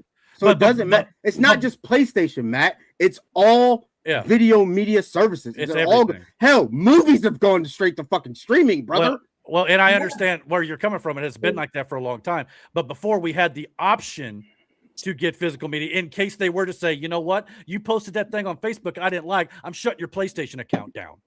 You know, now you don't have that backup. So you're saying basically the only way I'm going to be able to watch movies if I have a Netflix account?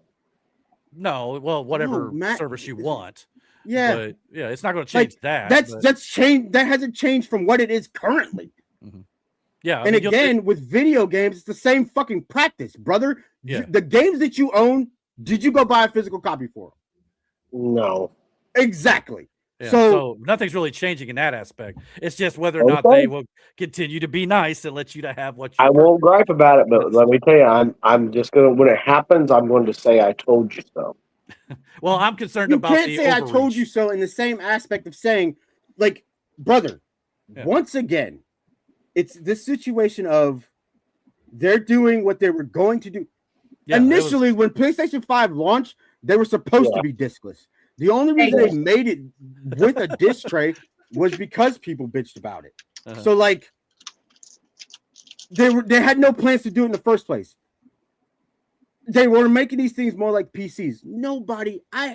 The last game that I bought for my PC, well, for my laptop, I should say, that was a physical disc copy. Miranda bought me Legion for Warcraft. Mm-hmm.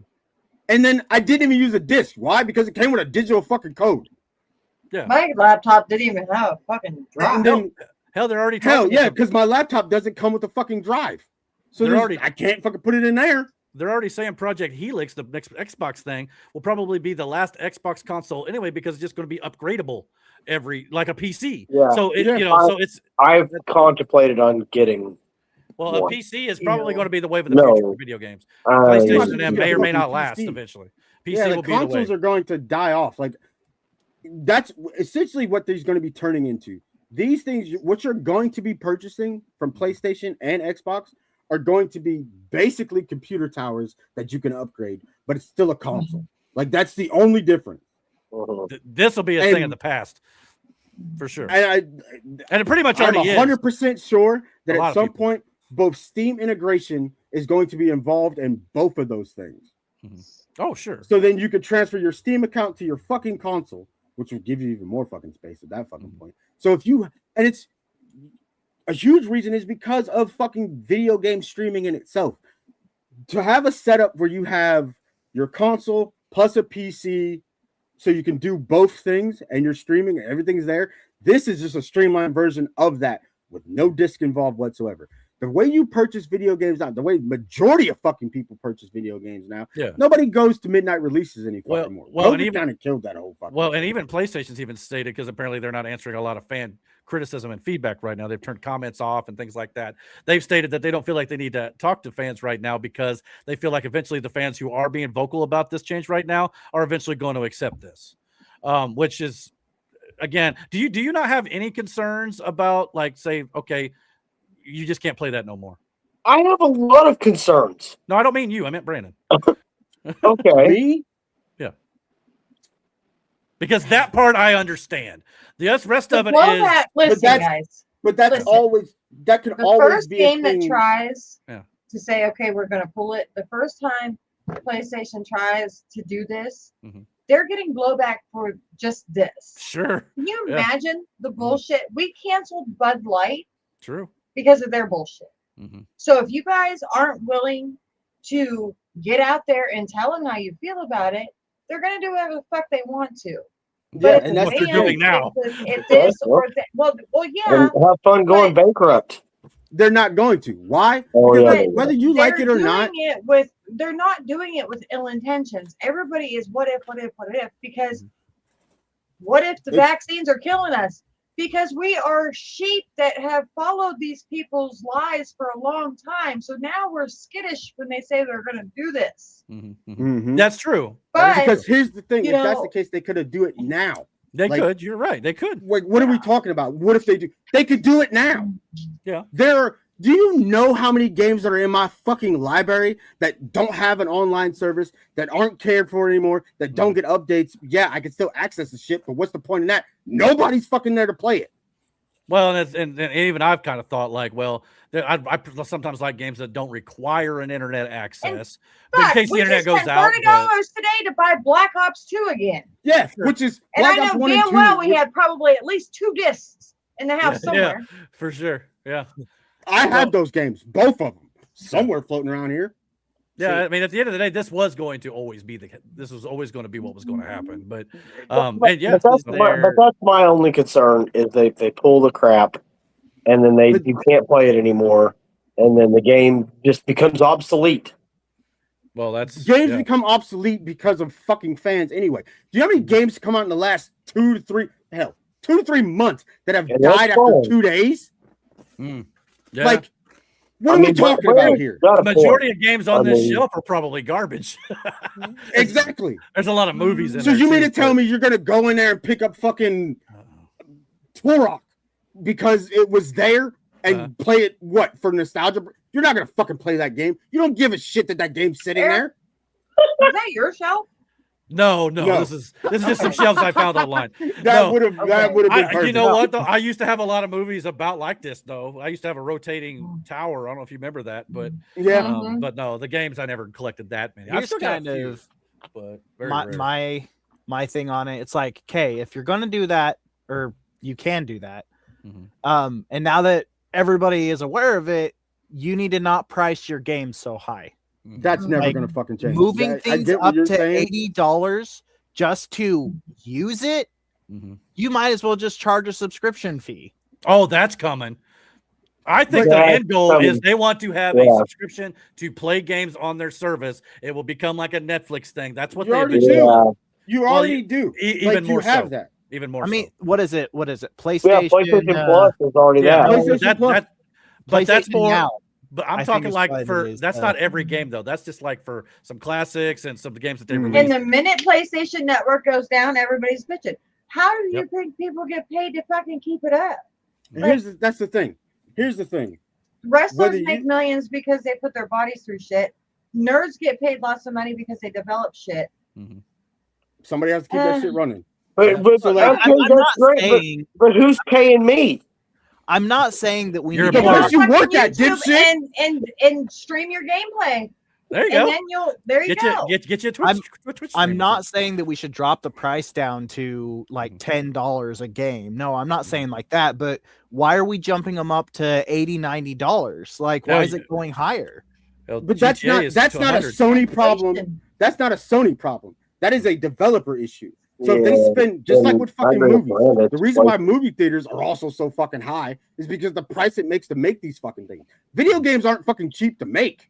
That's true. Hell, so they said GTA cost what, $2 billion to make? Yeah, I think. So therefore, like there's and But now let me get this point out real quick. Okay. Whether we like it here in the West, these consoles sell like fucking hotcakes over in the East. Period.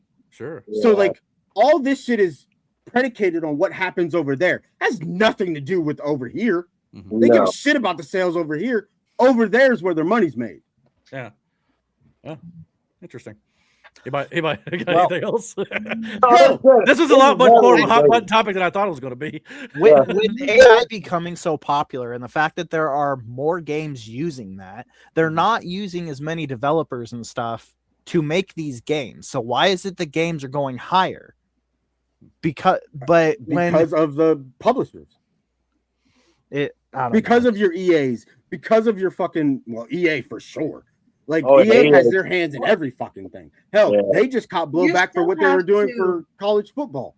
Like they took away XP sliders to monetize you playing for XP for a single player fucking game.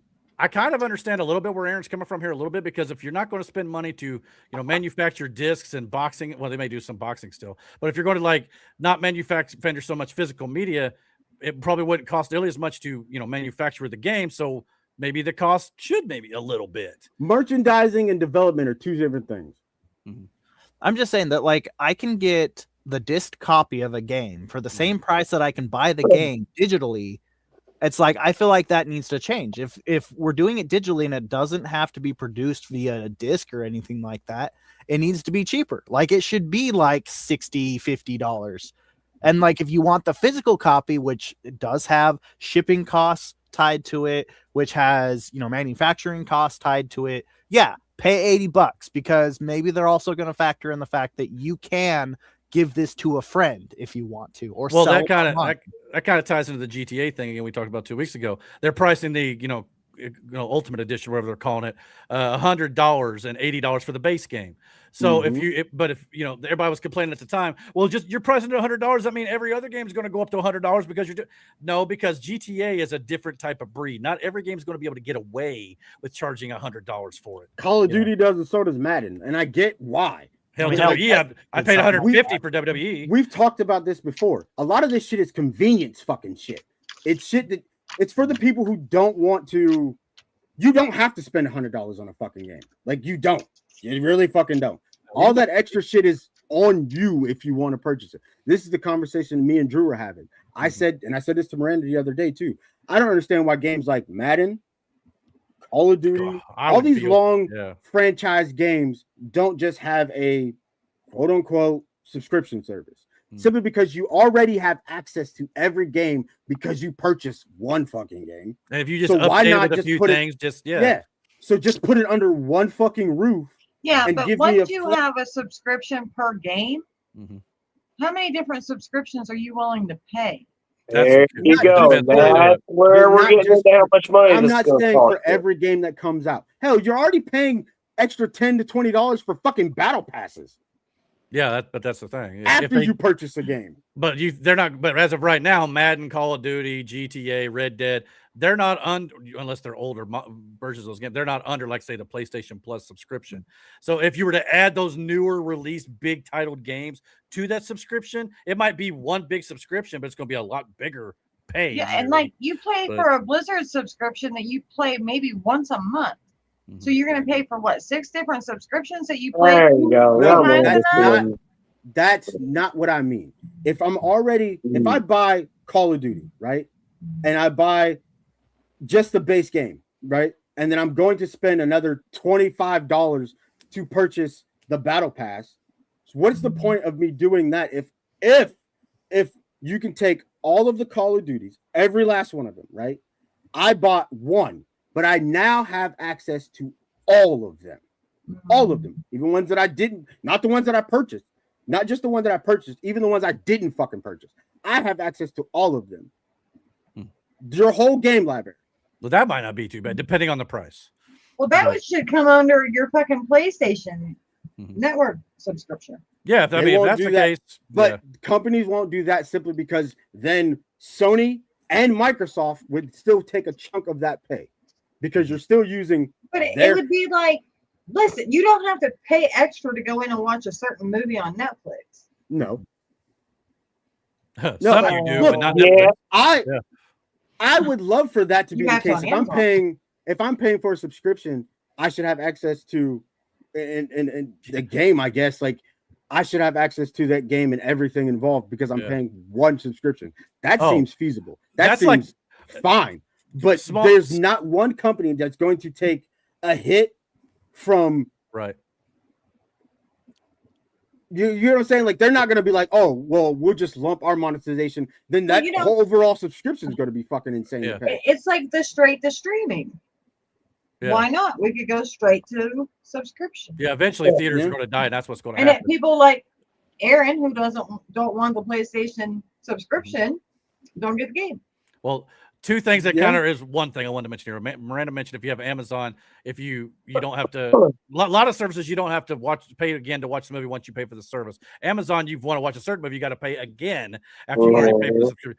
That's what WWE did in their last DLC. That's what worries me about some of these games. WWE in their last game, which is why a lot of people have already said they're not buying next year's, is you had to pay the big $150 or whatever for their Ultimate Edition, to where before it included all the DLC, all the big money or whatever it was, the little extra stuff. So I bought that. I bought the DLC. But then what happened this year is once the game come out, you also have to buy this battle pass to actually earn the DLC you already paid for. That's what I'm saying. That's what, and again, EA. That's a problem. Is EA, legitimately, EA is behind a lot of this corporate gaming greed, and they just get away with that shit, and it blows my fucking mind because nobody says anything to them. They've killed a large part of Warcraft. They're the ones who implemented this whole battle pass system into Warcraft. That, mind you, nobody pays for it. And eventually, Warcraft said, fuck off. Blizzard battle pass crap in Warcraft. They're about everything. They had. Too long. Okay. Yeah. So Blizzard was like, we're not fucking doing that. So you can earn all your unlockables and that shit. So that's fine. I don't mind grinding. Now, granted, I don't get to play video games as much as I used to. So when I grind, I grind. So it is what it is. But I don't mind working for what I want to unlock. Battle passes shit, it simply exists for people who don't want to do that, and they can pay for that. That's fine. If you got the money to do that, to skip this shit, that's fine. But in a single player game where there's no aspects, there's no point in monetizing experience game. Yeah. And that's what CFB did. Well, and I'll say a little bit about WWE real quick here. They said up front though this year when they introduced their ringside pass, is what they called it. that it was not going to be perfect up the front. They're going to make adjustments to it. They did state that.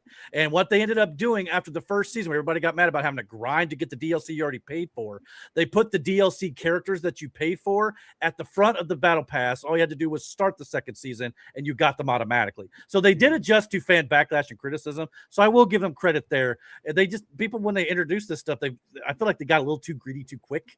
Like people were like, that's no. what EA does. You know, and again, they don't do any changes until they catch shit for those changes. Like this whole thing with college football, they're now tabling that decision. No shit. But and the reason why it was such a big deal is because it was already in the game to begin with. You took it out to simply monetize it afterwards. Yeah. So in this same regard, and again, I understand the whole argument of like, well, I don't want to pay twice. I'm not saying you pay twice for it. If I'm paying a subscription for something, I should have. It's the same thing we were talking about with fucking football.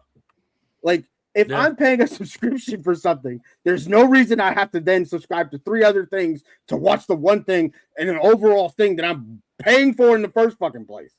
Yeah, I hear you. Well, that was a very heated, but very very informative. I thought it was a pretty good conversation. I didn't expect it to get that intense, but all right, that's cool. We haven't even got to politics yet, so that's great. We learn. If something happens, we boycott. Yes. Yeah, that's what it should be too. Like, and especially with media and entertainment, the quickest way to go, I don't fucking like this, is I'm listening to all of this, and I'm just loving every single bit of it. You're a consumer. You guys tear each other apart. They need you. We're not tearing each other apart. In order for them to survive, they need you. They need your money to do so. If you don't give them your money, their overall is going to hurt. They have to make change, which may already be the case because some people are supposedly boycotting now. We'll see if it's supposedly, maybe, I don't know, but I think Xbox might have come out and said we might actually put a disk drive in there after all this. So I don't know, but time will tell how this goes. But right now it wasn't looking great. All I know is I agree with Slara. She said, "I'm glad my kids didn't get into gaming like that." Sounds like you definitely didn't have as much headaches because of it. So there you go. So thank you for coming from the generation that we came from when we bought shit, like everything was included. You know, when you bought a game, you got everything involved with that shit. One cartridge, that was it. To watch to where my kids started, and like Fortnite had to be the start of this shit. Like, I'm not kidding. It was the success of Fortnite that started a lot of this battle pass bullshit and where this shit got out of hand. And that's what happened. In the beginning, it was like, oh, okay, a couple bucks for some shit, that's fine. And like, you made your money back, and granted, it's digital currency, their digital currency, but you made the money you spent back in that, right? And then it got a little more generous. But then somewhere along the lines, because of the success of that whole practice, they got fucking greedy. Yeah. And the more people just shilled out the money, nobody complained, and they just moved on. And it got worse and worse and worse. And then like now it's behind the point to where, like you said, with WWE, and like I pulled out with college football, like now you're monetizing shit that you should have no business monetizing. Like I paid for that. That I've said for years, Madden should just be like, all right, I'll give you $30 for next year for the updated roster. I don't need a new game every year, but that's how they make money. Hell, and that's the thing. These games get shit out every fucking year. Nothing changes. They say there's changes. There's really not much change. No fucking change. It most changes. So like, again, yes, did I buy Call of Duty? 100%. I did. A lot of it was nostalgia. Like Miranda even said it. She was like, holy shit, I'm having PTSD flashbacks from the sound effects and the announcer in the fucking game. Like, yeah, like that's a game that I enjoyed. Like, I go lie to you though, with PlayStation Kit 6 potentially coming out at the end of next year, maybe 2028.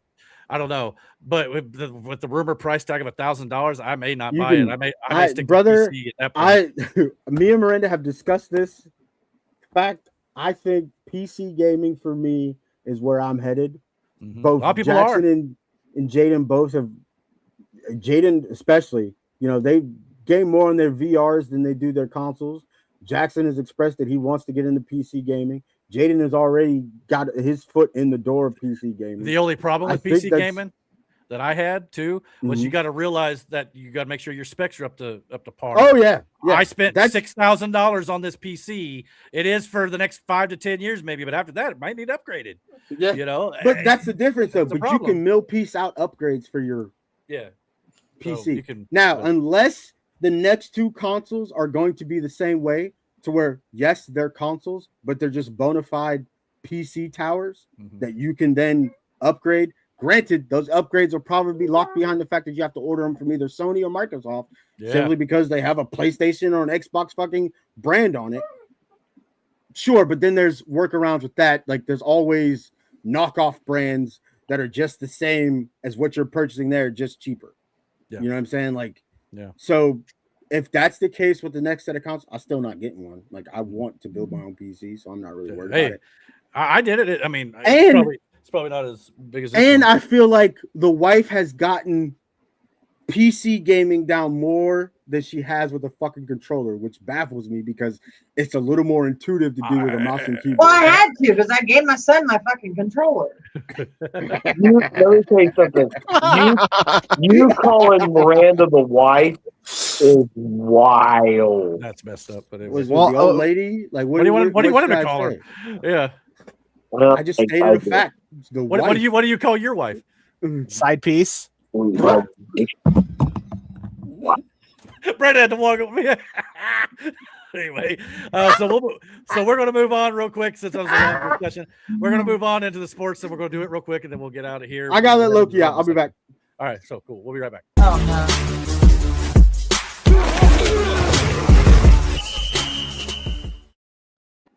All right, so we're going to make this one a little quicker since we got some politics to do tonight as well on our Rumble exclusive. So for those of you who are watching this, please stick around. Now, I mentioned this to Brandon too, that I think I'm going to start taking the Dragon's Den After Dark segment and releasing them on Rumble on Saturdays as a full segment. So just like one show, in of itself. So I thought it'd be kind of cool. So people who just want to watch that, they can, or they can watch it at the end of our weekly podcast as we continue to do it here live. So it's just up to you, however you want to view it as a viewer. So, but for when it comes to, I'm just trying to add some more content to the channel a little bit here too. So trying to get them views up for sure. But big news in the world of the NBA: LeBron James has moved on from the Los Angeles Lakers. And who cares? Well, but it is a big story in the world of sports. So people do like LeBron. We're not particularly big fans of LeBron here on the channel, I don't think. But I know Mike isn't, our loyal listener, who's no longer with us, but he did let me, he said I could read this. He said, I don't care where Queen Douche goes, ring chasing next as long as it's not the Bulls or Pacers, as it would kill me to cheer against either of those two teams. He could take his waste of roster spot Nepo baby kid with him. It is great, though, that Michael Jordan is allowing the NBA to potentially retire his 23 across the league so they could use it as another way to stroke Queen's fragile ego by attaching his name instead to Jordan's to it. So yeah, the number 23 may get retired. But yeah, I think if it got retired, it should have been retired for Jordan, not LeBron. But we talked about it a couple weeks ago. He's just reiterating the point. So it is. Of course, he's moved from teams before. He's went from like Cleveland to Miami, back to Cleveland, back to LA. Now the four top, I guess I should say three top runners. There was like a list of six. I think it's been narrowed down to three at this point. The 76ers, the Miami Heat, and of course the Cleveland Cavaliers, where he's been prior, are the front runners in the race to get LeBron James in free agency. To me, it's like if you're going to go anywhere and retire, Cleveland's probably the place to go. That's, but I don't know if that's where it's going to happen or not. But to me, it's, if I'm a Cleveland Cavaliers fan, I'll probably be like, you left us, and then you're going to come back now. Like, why would we care about you? But that's just me. So if you had obviously the Pacers and the Bulls are not listed here, so I'm happy about the Pacers. Oh, he's bringing a championship to Cleveland. They care about him. Yeah, well, I don't know. So they care about the money that championship's going to bring. At this point, Cleveland is doing fine. Legitimately, they did win one with him, right? Yeah, they won one with him, but I had to look. I saw something the other day about him. I don't remember what it was now. But I just can't wait for his two things that come up was he's trying to affect the betting markets, and he's probably going to go to the Cavs. There you go, Miranda. Trump and I don't like the Cavs. Just because they're from Ohio in doesn't mean 2018, he said LeBron James was described by the dumbest man on television, Don Lemon. LeBron looks smart, which isn't easy to do. I love Mike. That's funny. I love that. That's good. So yeah. Hold on. I'm sorry. I had one more thought while I was peeing. Okay. That's where we do our best work in a bathroom. Yeah. Especially and I get the whole digital, and like I said, we had that argument, but at the same time, like, you wouldn't be able to have games that have the success that they do because they're not marketed and they don't have the budget like some of these major companies, right? Like we found a gym in, hell, Mecha Chameleon, Among Us, Goose Duck. You wouldn't have these games because they weren't sold on a major market because these were independent companies that are very fucking small. Those guys don't really have the loudest platform. But the success comes from them lowballing the market on their games because they have to.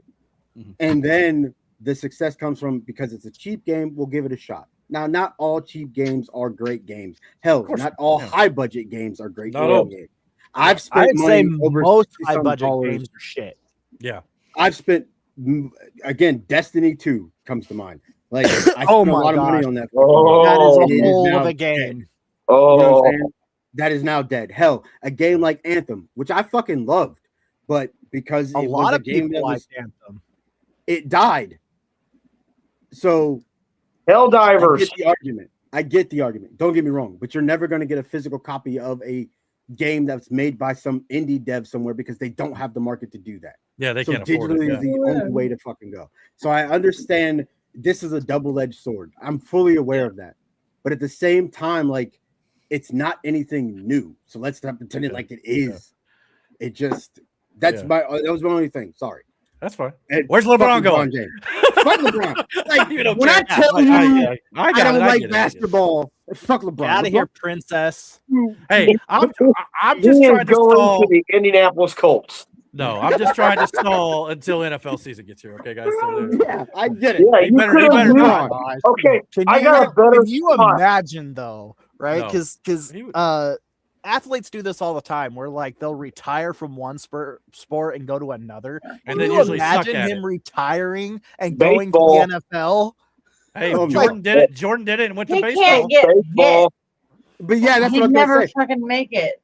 Yeah. But He's still his getting hit. size alone would make him great in one or two positions. Tight end. Oh, No, shit. no. He's not getting hit. Jordan's better than the current Yankee. He'd either be your deep out or he'd be a cornerback. Period. He'd be a fucking water boy.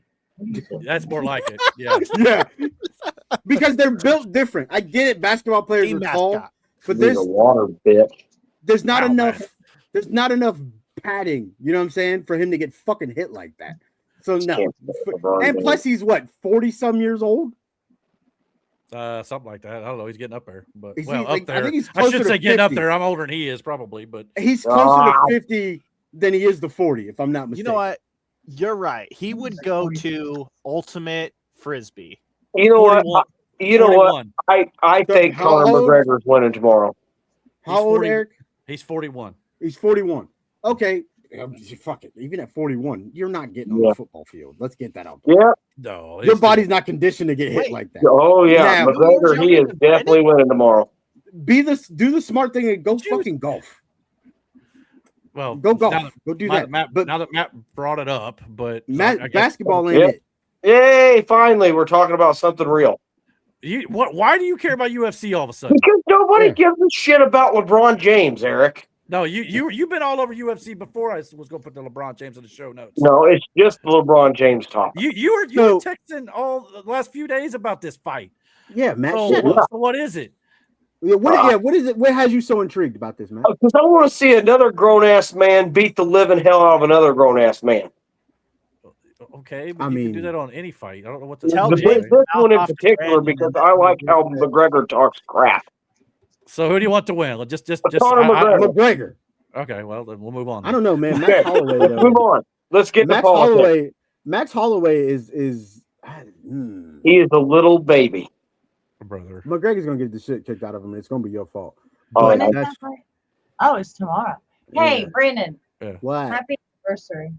Oh, happy Yay! anniversary! Happy Oh, anniversary. I didn't remember the date, but I'm Really, sorry. Eric, But what you're saying about LeBron James, I just don't really care. I mean, I wish him the best.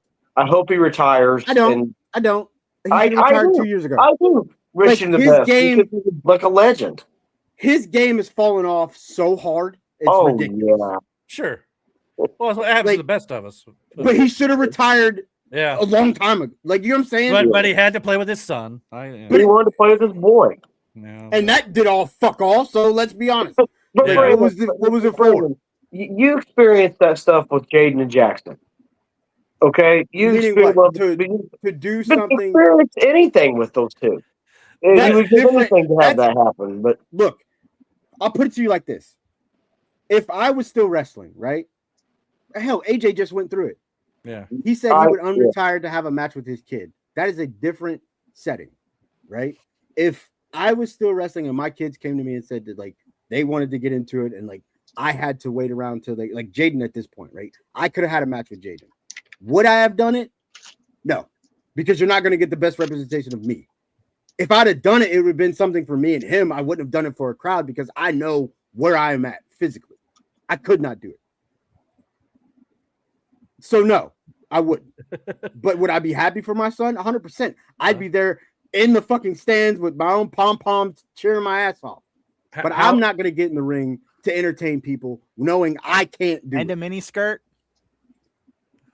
You got some weird fantasies, brother, and I think you should really check that shit out, brother. But how so hypothetical? How long is it before That's what the LA? hub is for. How long before the Lakers get rid of Bronny too? Won't be it's fucking already long happened. because again, it's probably he sure already was- happened. like, look, Bronny. I'm gonna put this. Yeah, he's not his dad. Oh my gosh! I just Exactly. thought of something. Yeah. So I thought it already and that's happened. what they thought they were getting, and they're not getting that. So, like, they were doing what won't be LeBron wanted to You play know with what his it son. reminds me of? I thought he was already gone. I don't know if When he we is or not. hired the boss's son. Yeah, basically. yeah, Yeah, like Mike said, Nepo baby, yeah. Bronny James. Is he not? I don't know if he's with the Lakers or not. Or the owner's nephew. No, he's still with the Lakers. Yeah. Brian Jr. still Lakers. Well, that man, I tell you what, I've gained respect for the Lakers. That's what I thought. But it's Yeah, just it's That jersey sale's going down by the minute. like I said. Would I have done it if I was still performing at a high level? Sure, but no, dude, I'm not gonna kill his momentum being overshadowed by me, and that's what that shit was. That's what it was, pretty much. I get that. Well, what was also not performing at a high level, at least this week, the United States soccer team was eliminated from the World Cup after they lost to Belgium. Damn. 4-1 here. So at least it was a good run for the USA. I don't understand how people watch this fucking game. Like, Like, what? It's not my thing either, personally. But don't get it. It's the same was thing I a have good with sport. hockey, but at least in hockey they fight, so that's entertaining. Hockey, I Like, understand more. I mean, and I get soccer too. To some Soccer's degree. a really boring Women's sport to me. soccer is more entertaining. Yeah. Well, it's more brutal. Well, and here in America, as we turn our attention to real football, Yeah. that's kind of where That we're at. meme is so true. Wow. That guy looks like Aaron. From the UK. Like, he's I'm not sorry. wrong. He's not wrong. He looks just like Aaron, man. It was good, You're though. not wrong, Eric. He You're got 100% the correct. This is the Sure, only sure, football in America we care about. And like, Yeah. again, I We're know the a weird bunch of ones, though. people who love soccer. Yeah, the rest Like- of the world, it's just us who don't. I mean, I know of Yeah. a different football that some other people care about. Oh, boy. Oh, that was awkward. What? Yeah. what? Go ahead, Aaron. I just everything out of Aaron's mouth tonight has been Is it PG? wild. His mouth. I don't have anything You're- else to give you. You're the one who's been trolling all night, for crying out loud. But when it I'm comes just to football, trying to have fun. one good thing was we got the announcement that the Adam Vinatieri of the Indianapolis Colts will be inducted into the Colts Ring of Honor. He's Awesome. already going in. He's already going into the NFL Hall of Fame this year, and now he'll be inducted in Week 6 against the Tennessee Titans. So good for Adam Man, Vinatieri. looks like getting inducted after a loss. Damn, Matt, are we serious, brother? What the fuck is wrong with you? Like, everything tonight, dude. You are not a Colts fan. Like, I Man, keep forgetting I that thought- shit. I need to remember that shit. Like, you are not a Colts fan. No, Like, Nate's been saying that for years. But I thought I was depressed and angry. no, he is definitely not a Colts fan, which is why we're not letting him on that bandwagon either. He is not. No, Oh no, I'm not allowed on the Colts bandwagon. No, you may wear the No, shirts. you're but not. we I don't wish claim- you'd get on it so you could jinx some of them. Yeah, we don't. Hey, Well, I'm claim it. thinking about Miranda, jumping on the wow. Pittsburgh Steelers one. I get it. Like it's our No. anniversary. Could you be a little fucking Yeah. nicer? Like, can we try that? Matt, you need to join the Steelers bandwagon. I so I said the Steelers. Fuck Okay. you. Yeah. Yeah, No, Matt, you might as well just be a Gary Bears fan. And Yeah. Gary There you go. Bears. Wait, Is is it that Gary gonna Bears? happen? Yes, they're the Hammond That's Bears. official? Yeah. Well, it's not 100%. Well, 87%. No, it's more like 95% official at this point. last I Oh heard. man. So Because- Indiana's gonna have 2 football teams. Technically, I never thought a team would actually stoop lower than the Browns. The Bears are actually homeless. no, they're not. They still have. Oh, a man. Talking about? The Browns Bum. were never homeless. They've always been in Cleveland. Anything Anything else is the fucking Ravens. There for a while, I think the Raven. Well, yeah, but they went to the Ravens. I Hey, don't think Cleveland Keep had a my team. team out your motherfucking mouth. Keep my team. By the way, I'm Aaron, so what should worry you, Aaron, is actually not so much lately, but the last few years, Matt had worn more Raven stuff than anything at work. So. Yeah, I can't wear that shirt anymore. I got too fat. Yeah, that's why the last time they won the Super Bowl was in 2013. He's why. So more reasons than the Colts, so I can't see. Doesn't fit me. The one that fits me more is the Patriots one. I hate that shirt. Bullshit. You love that shirt. Anyway, Oh no, I hate it. Adam Vinatieri. Yeah, good dope. for him. I'm good for him. Right. If there's ever a kicker who deserves it, he's the one. Yeah. I was honored to get to see one of Vinatieri's last games. Besides Boswell, because let's be honest here. Yeah, Boswell's awesome. Carried the fuck out of this. Look.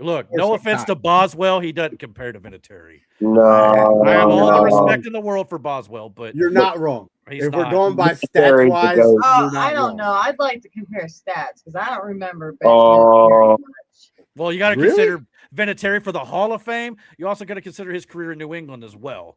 He's got Yeah. multiple Super Oh, yeah, Bowls. that's Maybe right. That's He why I don't fucking think did he- go New to. England Patriots. But- I forgot but- he was a Patriot. But he if played the more. Colts had a kicker as good as Boswell, they'd have a better record. than They did. They had Jeff Vanderjack. He was just Well, when as good as Vinatieri was Boswell. there, Peyton was still there. We had Luck a lot of those years. But Vinatieri, actually, believe it or not, has played more for Indianapolis than he did for New England at this point when he retired. But yeah, so he's going in the regular Hall of Fame as both, I'm sure. I remember. It was a dark time when Vinatieri. Boswell does have a good leg on him, though. Yeah, If sure I'm lucky fucking- enough to win this Yeah, fantasy he- football year, assassin. I'm going to buy myself a custom Ravens jersey. Oh, that's cool. there you go. That'd be dope. Yeah, that'd be dope. Oh, I have an idea for a shirt. you'll pay for the it, but I had an idea for a shirt Not that much. for Not as much the as you think. loser. Yeah. The loser this year. Oh, I'll show fuck. you. Let There me we know go. the you design. got an idea? Okay, cool. Yeah. All right, cool. Yeah, I'm definitely So- down for that. It won't be Is anything it the too crazy. paddle? No. I've Oh. seen some groups do a paddle. Oh, hell I've, no. I've seen some groups do some weird stuff. And I'm Tattoos. like, Like Aaron, I really If you think get a paddle, There I is- am dropping out of fantasy football. That's why it can't There be was- too crazy. But There was That's a t-shirt. tattoos. Yeah, Yeah, I I've know. seen I am tattoos. Tattoos. There was wow. the one guy had to he had this microphone and he had to make this public announcement. There was one that was at a wedding where the guy he lost and he had to during the speech I guess he gave he had to say something about it. There's some crazy losses and consequences people have to do for fantasy footballs. Ours are nowhere close to that shit. The worst That shit is consequence that I've ever gotten for getting lost is getting hepatitis C from Buffalo Wild Wings. Well, Yeah. yeah, Worst they're fine. consequence I ever had from Which losing. Bob's talked about getting And together. then Like, everybody got mad at me for not tipping them, and I was like, Yeah, "Well, they're gonna because you give us." But then I sat there and I said, "Eric, they're gonna give us hepatitis C." Bitch, They you didn't know didn't you know had that. hepatitis. Shut You didn't even know that thing was a thing until afterwards. yeah, The tip thing was your fucking fault. We spent a lot of fucking money there. A yeah, lot. and not to mention a And, lot like, of time there too. Yeah. And our server was genuinely pretty nice for what we were the amount of time we were there. Broke. Yeah. And from what I hear, she was pretty too. If you're too broke to tip, you shouldn't be going out to eat. Yeah, we had Bruh, That's I always was been invited. my rule, anyway. we were there for how long? At least 2 hours. At least we watched like a whole game there, so probably 3. And like we spent a lot of fucking money. Yeah. So also with that public service announcement, if you can't tip, don't go out to eat. Do not go out to eat if you don't have enough with the tip and you have gift cards, because most places don't do tip on gift cards. Really, I didn't know that. I didn't know that. I don't usually. B-Dubs is one of them. So, yeah, I didn't know that. Keep that and for in mind. your information, I think B-Dubs here has been just fine ever since, Matt. So if we go I back know, there, I know. I don't want to scare people. Yeah, because I know Bob's talked about wanting to get together at least a few more times a year with the group, so we might attempt it at some point this year. Oh, that'd be great. I mean, I'd love to do that. I've been trying to get Bob to go golfing with me. Mm-hmm. Well, we'll see if he ends up doing it. I think Bob doesn't like you. I don't care if he likes me or not. I'm still going to golf with him. I want to go golfing. No, you don't. Brandon, this is where I have to step in and tell you, go out and practice in the backyard. I'll drive the golf cart. Yeah, I was gonna say that. That is one place. I get it. You're gonna be yourself, but you have to hold it together a little bit. Yeah, there's other people. But Brandon, I tell you what, Brandon, you need to go golfing at Pine Woods. You would like Pine Woods. Listen, Miranda is 100% correct. I'm not going to pay the amount of money to pay to go to a golf course when I'm going to be completely ass. Like, I get it having fun and all that shit, but like, I really need to lock the fuck in on this golf swing of mine. Yeah, really. Well, to wrap up the sports segment, and we'll move over to our Rumble exclusive politics segment here. Brandon mentioned a wedding, and of course, we all know the NFL news you all want to know about is, of course, the Taylor Swift and Travis Kelce wedding is official. They're now married. Oh, I love that. I mean, this is an actual footage from the wedding. So that looks like they're prenup to me. Please send me that. I am going to make that my screensaver on my computer. You do have some weird. We got married. What's the wedding gift? Well, I gave him divorce papers as a wedding gift. Hilarious. That's why. I don't know who did this, but that's pretty well done. That they need a Nobel Prize for this. I know is this Jimmy Uso gif over here laughing is down on point. My only question is, Madison, they had their ceremony obviously in Madison Square Garden, for those who don't know. My only question is, did Mayor Mamdani make them set their air conditioning to 78 degrees like the rest of the city, or did they still allowed to do whatever they wanted? But just AT married is crazy. Yeah, I know. That's crazy. I know you were all dying to talk about that, so I had to. He sounds like a bad James Bond villain.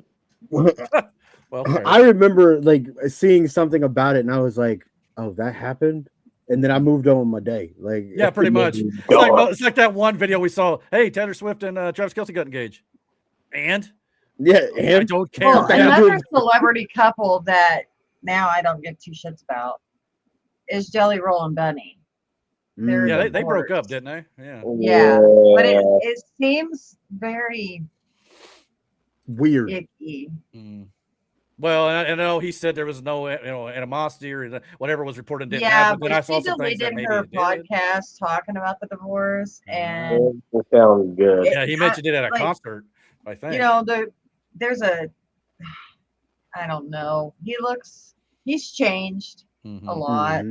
Well, I heard some of the stuff he said at his concert maybe weren't true, so maybe there was more to it than he let on. Which, of course, he's not going to tell people. But yeah, the latest I saw was she was his handler.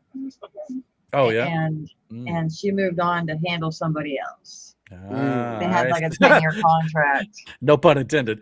But yeah, Taylor Swift and Kelce is. That will not last. Probably. I love this. Sorry. Kind of ritual fucking devil worship and shit.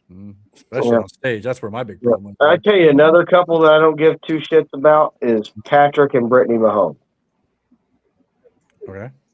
I mean, I just don't care. They don't really try to be in the news together. Yeah, they don't really try to be in the fucking limelight. They haven't yet. I know Brittney Mahomes and Brittney Mahomes has, but Patrick hasn't. Patrick's usually been pretty, model citizen in some regards. Well, Brittney Mahomes completes more passes in the backfield than Patrick Mahomes does. Yeah, watch him go back to MVP form this year. Thanks, man. Appreciate it. You're welcome. Here it comes. The Colts play week 2, right?